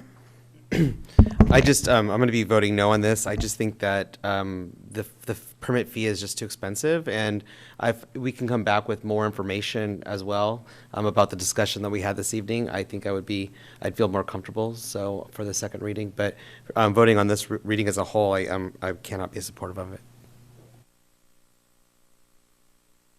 Councilman Hurst? Well, you know, I'm not totally convinced on this either, but at the same time, I don't want to see the city on the hook and liable for, the general fund getting upside down because of sidewalks, curbs, and gutters. And so, while it's not an ideal thought in my mind, but, it's probably something that most of us can live with, so I'll support the motion. I'm going to support the motion, and the reason I'm going to support it is because it's a first reading. And we've had a lot of good information to come out. We're going to have information coming back. And if we don't want this to move forward, we vote no the next time. And we can explicitly say why, because I have great faith in our staff to address as many of these issues as possible for that. And also the information that other municipalities across the board have the same policy. I think the fiscal state of cities in the state would be dramatically different if other cities did not have this policy. Good. So that's information that's going to come back, and the public will be able to see that too and understand why. Okay, that's why I was going to support. Councilwoman Quiroz-Carter? Thank you, Mayor. I will be supporting this because, in my understanding, we're just talking about the language and we're trying to make the language clearer in the municipal code. However, I do think that a lot of good concerns were brought up. Again, I'm supporting this because it's the first reading, as Mayor Parker mentioned, but I think we do need to have a larger conversation so that people are aware of what they are liable for. Thank you. Any other comments before we go to roll call? Go ahead. Well, it goes without saying that we need to fix sidewalks, streets, curbs, and gutters. It's got to be done. Okay. And I also, too, I understand I don't want the city to be held liable, but I'm voting on this for what is being produced in front of me today. So if this changes into something that I can, support next meeting or whenever you bring it back, then, I could, have the option of be changing my vote. But because what I'm seeing today is not what I would, I hope it changes. Or at least brings us options. I think maybe even looking at what Councilmember Garcia said, the 50-50 plan, see how that would affect us. That could make a difference. Thank you. Great. Roll call, please. Dutra? Aye. Estrada? Aye. Garcia? Yes. Hurst? Aye. Quiroz-Carter? Aye. And Parker? Yes. The motion carries. All right, we're moving on to 12. Thank you very much for our law school exercise that we did. And we appreciate it, but I think it brought up a lot of good points that the public would be confused by. So I appreciate our city manager in taking notes on that and coming back. Thank you. 12B, consideration of ordinances amending Watsonville Municipal Code to implement Senate Bill 9, SB 9, the California Housing Opportunity and More Efficiency Home Act. This is recommended by the Planning Commission. And we have Associate Planner Wickel. Weichel. Weichel, long I. There's an E at the end. I should know that. That's okay. Thank you, Mayor Parker. Thank you. All right. Well, good evening, council members. My name is Sarah Weichel. I'm an associate planner with the Community Development Department. Tonight I will be briefly going over some zoning ordinance amendments for a 2-unit residential development and urban lot splits to implement Senate Bill 9. So I'm briefly going to discuss some background on the legislation and council action to date for staff, discuss the proposed ordinance amendments, and ultimately end with Planning Commission's recommendation for City Council. So in terms of the background, Governor Gavin Newsom actually signed the legislation for SB 9 in September of last year, and it became effective on January 1st of 2022. And then in March, the City Council actually adopted a urgency ordinance to for SB 9 to allow staff to start processing applications, and then directed us to look more closely at the legislation and create an implementation ordinance. In terms of SB 9, it applies to areas zoned for single-family residential development. So in the city of Watsonville, that's our R1 and our R1P zoning districts. And the law requires ministerial approval of, which means without a public hearing, 2 residential units or a 2-unit development and or an urban lot split. So on your screen, you'll see Senate Bill 9 eligible parcels. So these are our single-family zoned parcels in the city of Watsonville. The dark yellow are our single-family R1 zoned properties. And the lighter yellow, it's a little hard to read with the background, my apologies. That's our senior village off of Riverside Drive and Bridge Street. In total, about 4,000 single-family residential zoned parcels are in the city of Watsonville that may, depending on if the property can meet certain objective standards per the city's implementation ordinance and SB 9, may be eligible to do additional development and create additional housing.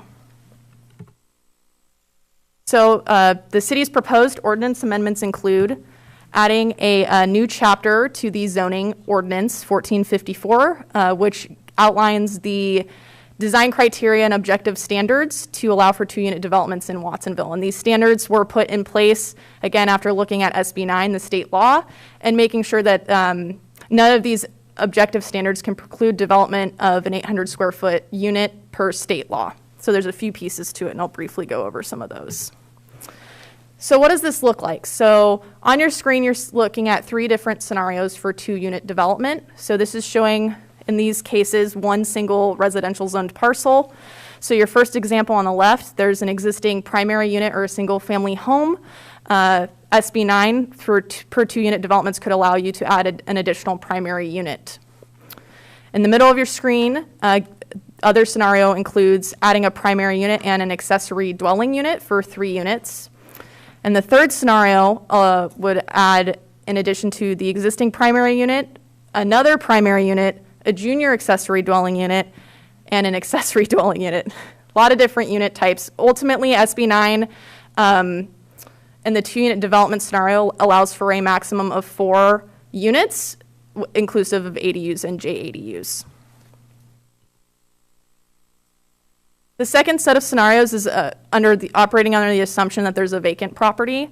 So in your first example on the left, you would be able to allowed to construct 2 new units. Your second scenario in the middle would be 2 new units and 2 accessory dwelling units or ADUs. And your third scenario would be 2 new units. One of the units could have a junior accessory dwelling unit, which is a smaller unit within the footprint of that primary unit, and an accessory dwelling unit. So again, the magical total for 2-unit development is a total of 4 units. Additionally, staff has drafted a new chapter of our subdivision ordinance, chapter 13-13, which provides, again, objective standards to allow for urban lot splits, which would allow for 1 parcel to be then split into two total parcels. So what does this look like? So the scenario on your screen is an urban lot split. It's a scenario where there's an existing parcel with 2 units, and a flag lot is being created. A flag lot is essentially that red, if you're seeing on your screen, the red outline is noting that there's would be an access strip that would provide vehicular access to the rear parcel. And so again, there would be an existing unit that would have direct access to the street for a vehicle, and then there would be a portion of the property that would be utilized as access to the rear. And in the urban lot split scenario, again, that one main parcel is being subdivided into two, and each parcel that is created can have two primary units, again, for a total of 4 units. In the second, in the second urban lot split scenario, we have a corner lot, so 2 streets, 2 street frontages, with a single-family home and an accessory dwelling unit. And in this case, the owner could then, as denoted by the red, subdivide that rear portion of the property and create a new smaller parcel that would then have, again, vehicular access from that side street, and would be a separate parcel from the original parcel that was part of the corner lot. The third scenario is, because a lot of our residential neighborhoods do have parcels with both street and alley access. So in this case, the new parcel is being created with, again, there's 2 units. There would be a subdivision that would allow for vehicular access off of the rear alleyway, and an additional strip where parking could be accommodated. There's also some additional clarifying edits to our definition section of our zoning code, as well as our permitted district uses in chapter 14-16. This staff and planning commission are proposing that 4 new definitions be added to chapter 14-18. 2 of these are related to high quality transit, including adding a definition for high quality transit corridor, as well as a major transit stop. There are specific definitions per state law that apply to those two areas, and ultimately those 2 definitions are related to parking requirements of SB 9.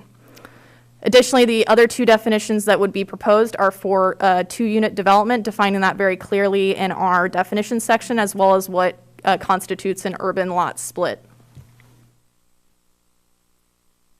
In terms of the district regulations, 2-unit development and urban lot split are proposed to be added as principally permitted uses for the district regulations for the R1 and the R1P zoning district regulations. Lastly, a new subsection to section 14-23.110 of our accessory dwelling unit and junior accessory dwelling unit ordinance is proposed. And it's to clarify that if an urban lot split and a 2-unit development are undertaken together, the city does not have to permit additional ADUs or JADUs as the state law. The Senate bill allows for 2 primary units per parcel. And so if both of those are undertaken together, then the city does not have to allow for additional accessory dwelling units. The proposed amendments that are coming before you this evening did go before the Planning Commission for review on September 6th of 2022. And after some questions and answered that were included in the staff report tonight for your consideration, they gave unanimous approval and recommended to City Council to adopt the implementation ordinance that was described in the packet and that I'm presenting to you this evening.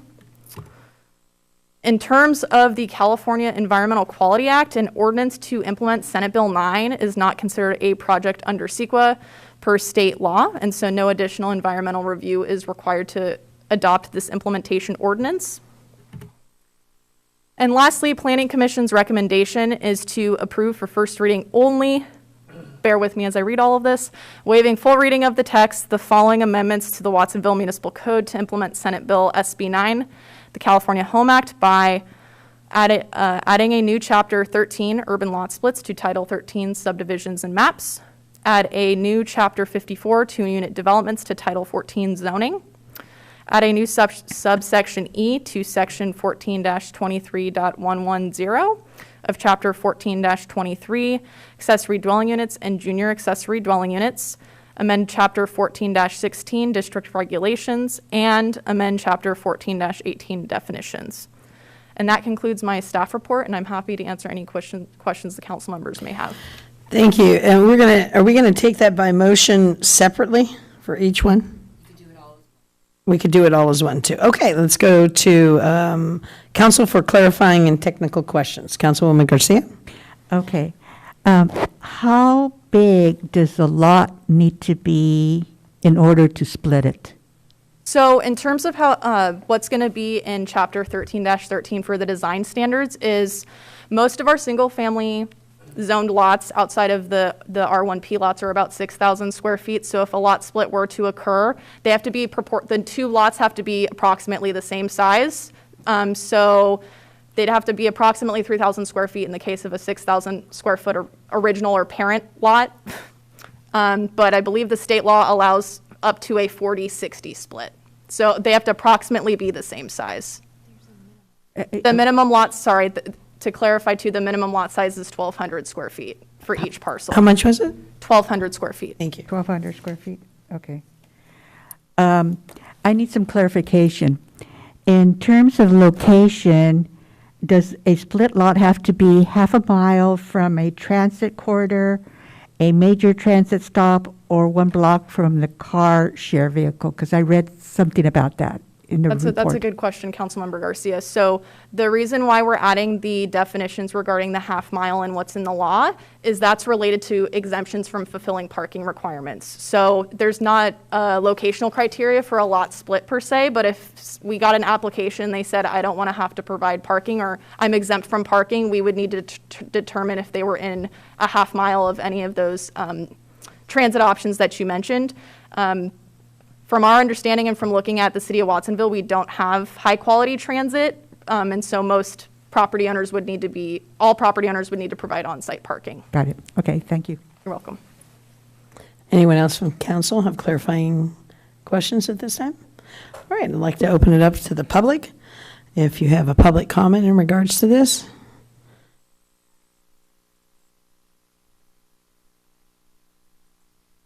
Welcome, Steve. We have some concerns about when we build a second piece of property or turn it into another usable unit. That means we have to have another sewer line to go from the toilet out to the street, right? That has to be done. You know, it's like $5,000. I know because I just dealt with that with my sister's move into her new home on Almond.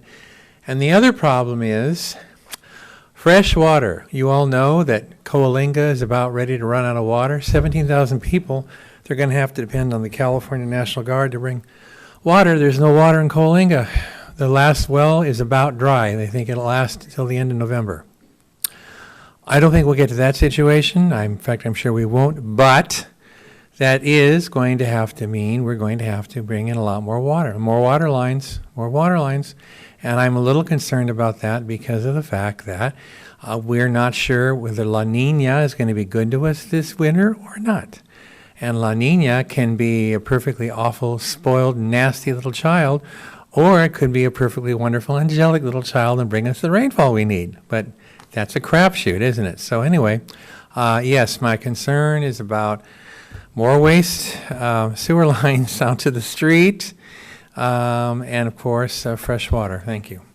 Thank you, Steve. Any other comments from the public?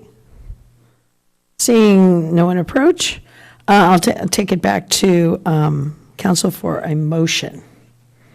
Councilwoman Kidros Carter? Do we have a second? And Councilman Estrada is a second. Now I'll open it up for comments. Councilman Hurst? Well, everybody knows we need more housing. But most people who live in Watsonville know that we're already too dense in some ways. You drive around in the evening or even in the daytime, and sometimes it's hard to find a parking place in certain residential neighborhoods. So the thought of more overcrowding of additional units in back of additional units and back of additional units, you know, it may enrich property owners considerably, but it may also kind of reduce the quality of life as we have known it in the past. But I reflect again on how, you know, the state rules and how what the need really is in the community, and we certainly need more space. And I suppose, there are some areas that could be densified without eroding the total quality of life of neighborhoods. But if you start, building units behind units behind units, pretty soon you've got kind of overcrowded situations, particularly with limited parking and other amenities. But sometimes we don't have a lot of choice with what the state prescribes and, how we abide by all those state rules and regulations. So, I have a little uncomfortableness to this, but I'm not sure there's a good alternative either. Acquiring more land seems to be tremendously difficult. Finding a place to park for many of the neighbors is already difficult. I'm not sure there's a good answer here this evening, but we can explore how this might work. Any other comments? Councilman Dutra? So, basically, since this is the state, enforcing this, what happens if the council doesn't agree with it? What are the consequences? What are the consequences? I can take a stab at this, and then I may defer to our city attorney. Ultimately, our implementation ordinance is pretty aligned with the state's guidance. However, the reason we received the direction from council to move forward with this was ultimately to add some additional design criteria and objective design standards that aren't clarified in state law. And so if it were not to be adopted by the council, there may those standards wouldn't be in place, and it would be harder for us to have some level of control of where parking is situated, if the units are consistent with one another, if open space is provided for the units. And there are ways through SB 9-2 for the staff to make findings for denial and to not approve additional units. So that is something that is written into the legislation, and that is something we would work with our building official on making a determination if a property could not meet building safety code requirements, or ultimately there's concerns about overcrowding, quality of life, or public health and safety concerns. So again, with the implementation ordinance, it's giving the city a little bit more discretion on how we guide some of these approvals, but ultimately is very much aligned with state law. I don't know if you'd add anything to that. Did you say overcrowded life? Is that what I heard? Overcrowding, or Okay. the math. Oh, it's okay. No, it's Overcrowding, if there's concerns with overcrowding, number of units, or quality of life or public health concerns. Okay, so we can there's make already an findings for exemption. denials to ultimately not approve additional units. And so one of the things we want to do in our department too, once we move through this process, is, as what came up with the last item, do some additional outreach, get some materials on our website, and do some screening checklists and work with property owners to see, one, if this is feasible, and two, if there's other types of housing pathways that may be more well situated for the property owner. Okay, so this basically is there's basically already an exemption. So if you didn't want to, if there was a reason why the property could not be approved, you can say no. Correct. And two is, this is actually making it so you can have more control of what we are putting on those properties. Yes. Correct. Yes, Correct. okay, I understand. That's This has And how nothing they're to do doing that, with yes. adopting a state plan for adopting the state plan. We're actually clarifying it and Making it manageable manageable for for us. Well, Go ahead. I wanted to say before that your answer was excellent, and I had nothing It was. to add. I enjoyed well that. done. Thank you. Yes, I mean, this allows the city, this new law does not allow the city very much discretion. This is one of a handful of laws that was enacted to increase housing in the state of California, and in doing so, it limits the discretion of cities. These provisions that the city is enacting go as far as we can go and still stay within the state law. If we do not enact this ordinance, we are stuck with state law, which is more onerous than this ordinance. Got it. Thank you. Councilwoman Quiroz Carter? Thank you, Mayor. I just want to say that we need housing. Like, we're in a housing crisis in California, and especially here in Santa Cruz County. We desperately need housing. We already have people that are living in unsafe situations. I personally have seen that with the Ghost Ship fire, when people were living in a warehouse and lost their lives. And I think that these types of things make it so that doesn't happen. We have people living in overcrowded situations. We have people living in dangerous situations, and adding more units helps alleviate some of that. And if there's a little piece of that we can do, then I'm all for that. And I'm happy to move my car more often, or park somewhere else, or get rid of my car if I need to, because I don't want to see people losing their homes, and I don't want to see people in unsafe situations. So I just want to throw that out there. And we already have those scenarios in Santa Cruz County, whether they're visible or not, they are out there. So anything that we can do to help alleviate the housing crisis, I am all for that. I'm in great agreement with what Councilwoman Quiroz Carter just said. At the same time, I find it abhorrent to look at some of these designs and know the neighborhoods. I've been walking, right? And so I've been out there looking at some of our ADUs, which are looking right down into the bedrooms of the people 5 feet on the other side. And it completely changes the nature of the home that you bought on these single-family residents, notwithstanding the parking issues. But on the other hand, we need housing. And I worry that people might take advantage of it. If you have just landlords that buy houses but do not live in them, and then they just ADU the heck out of it, and then they rent them all out, and they don't really, and then just boom, boom, boom. I worry about that. I worry about how that will affect the nature of our city. I worry about sewer laterals that are here now and that they have to be fixed, and then you're creating ADUs, JDUs, and how that's going. It just seems to be getting complicated. I'm going to support this, but I'm concerned as all get out that the state is not giving us a choice. And I appreciate your Associate Planner Sarah Weichel. I appreciate your explanation. That is important, and you were very clear. And I'm a lot irritated with the state of California at this point. So, any other comments before we move on? Councilman Estrada. Thank you, Mayor. I definitely understand some of the trade-offs in doing something like this, and I agree with Mayor with what you said. There could be people, developers flipping, right? It's the type of market where you can really make a lot of money right now. One of the reasons that I'm supporting this, and it's kind of connected to what Council Member Quiroz Carter and Hurst were mentioning, is that, I think for a lot of parents and grandparents, it's an opportunity to keep your children in the community.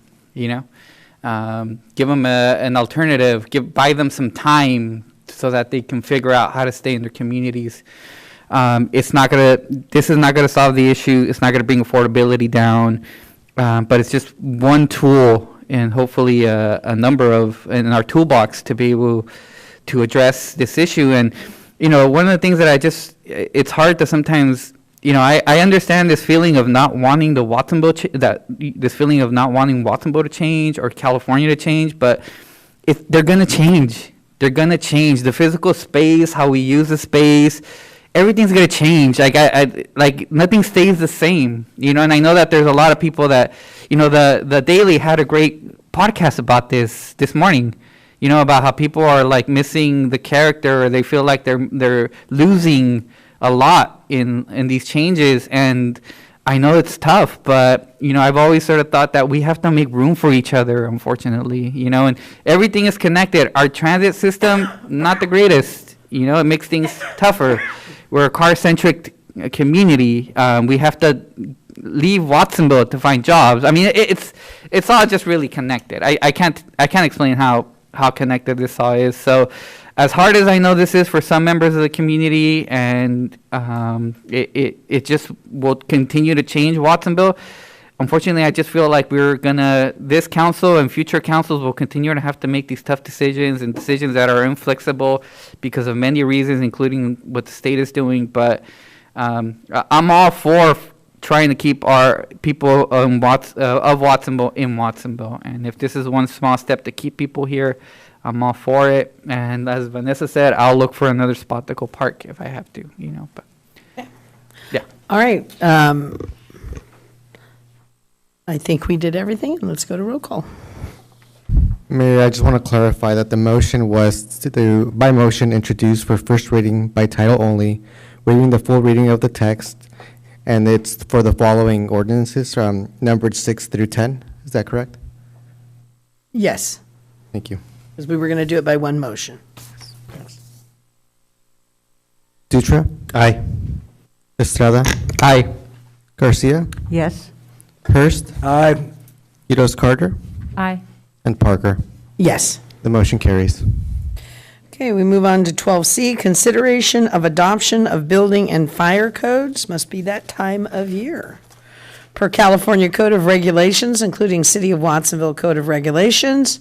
This is recommended by Community Development Director Miriam, and the staff report by Assistant Community Development Director, Building Official Alan, who will be joining her.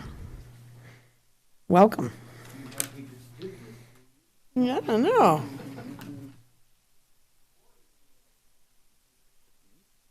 One of you may be introduced to it for the first time. So, City Council members and Mayor, thank you for the time tonight. I'm going to produce for you the consideration for the 2022 California Building Codes. It includes the title, they're all called Title 24, California Code of Regulations, considered to be the California Building Standards Codes. It includes the California Administrative Code, the Building Code, Parts 1 and 2. Part 1 is basically talking about most of the structural elements, and Part 2 is talking about how the building would be built. California Residential Code, the Electrical Code, the Mechanical Code, the Plumbing Code, the Energy Code, the State Historical Building Code, the California Fire Code, the Existing Building Code, the Green Building Code, and California Reference Standards Codes. And it also includes the 2021 International Property Maintenance Code as well. This code adoption action tonight is to ask the City Council to introduce and have a first reading of the title for adoptions of the ordinance and of the title of the secondary codes, waive the reading of the text, set the public hearing date for November 15th, 2022 for the adoption of the new California Code of Regulations, Title 24, and direct staff to proceed with the public noticing of the public hearing. I'll give you a little bit of background on this, which we briefly mentioned when I sat down. Every 3 years, the state of California updates the California Code of Regulations Title 24.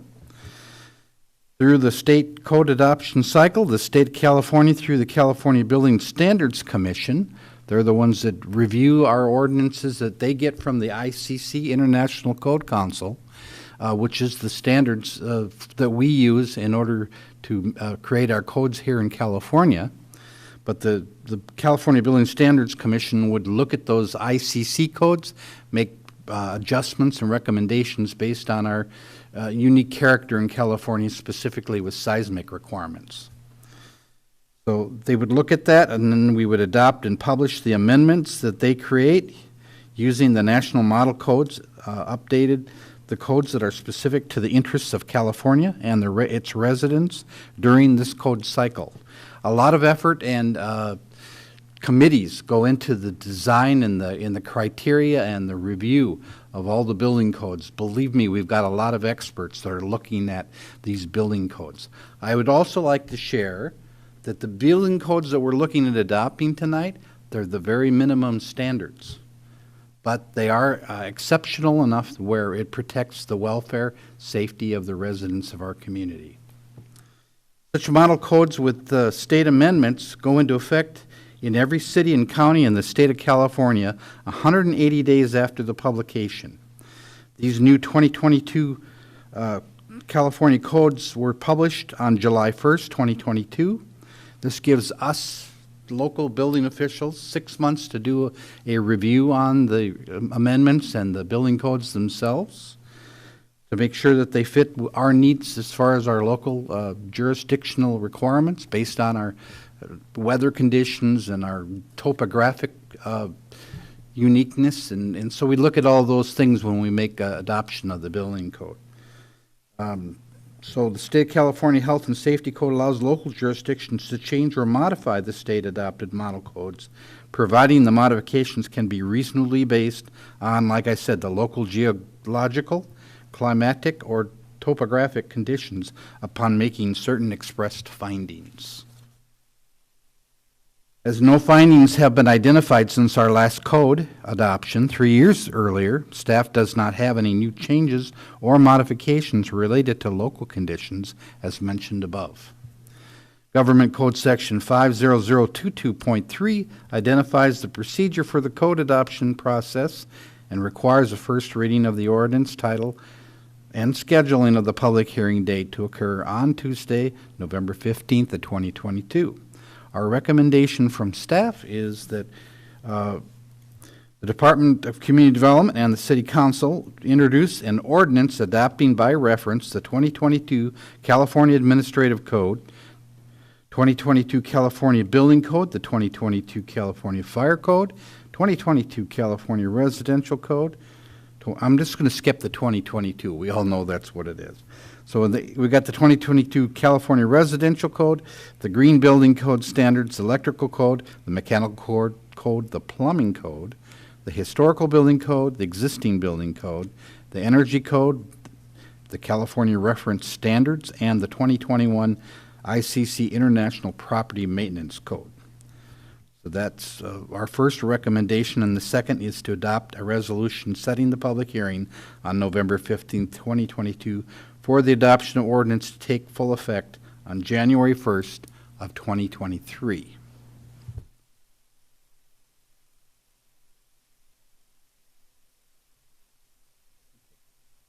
Thank you very much.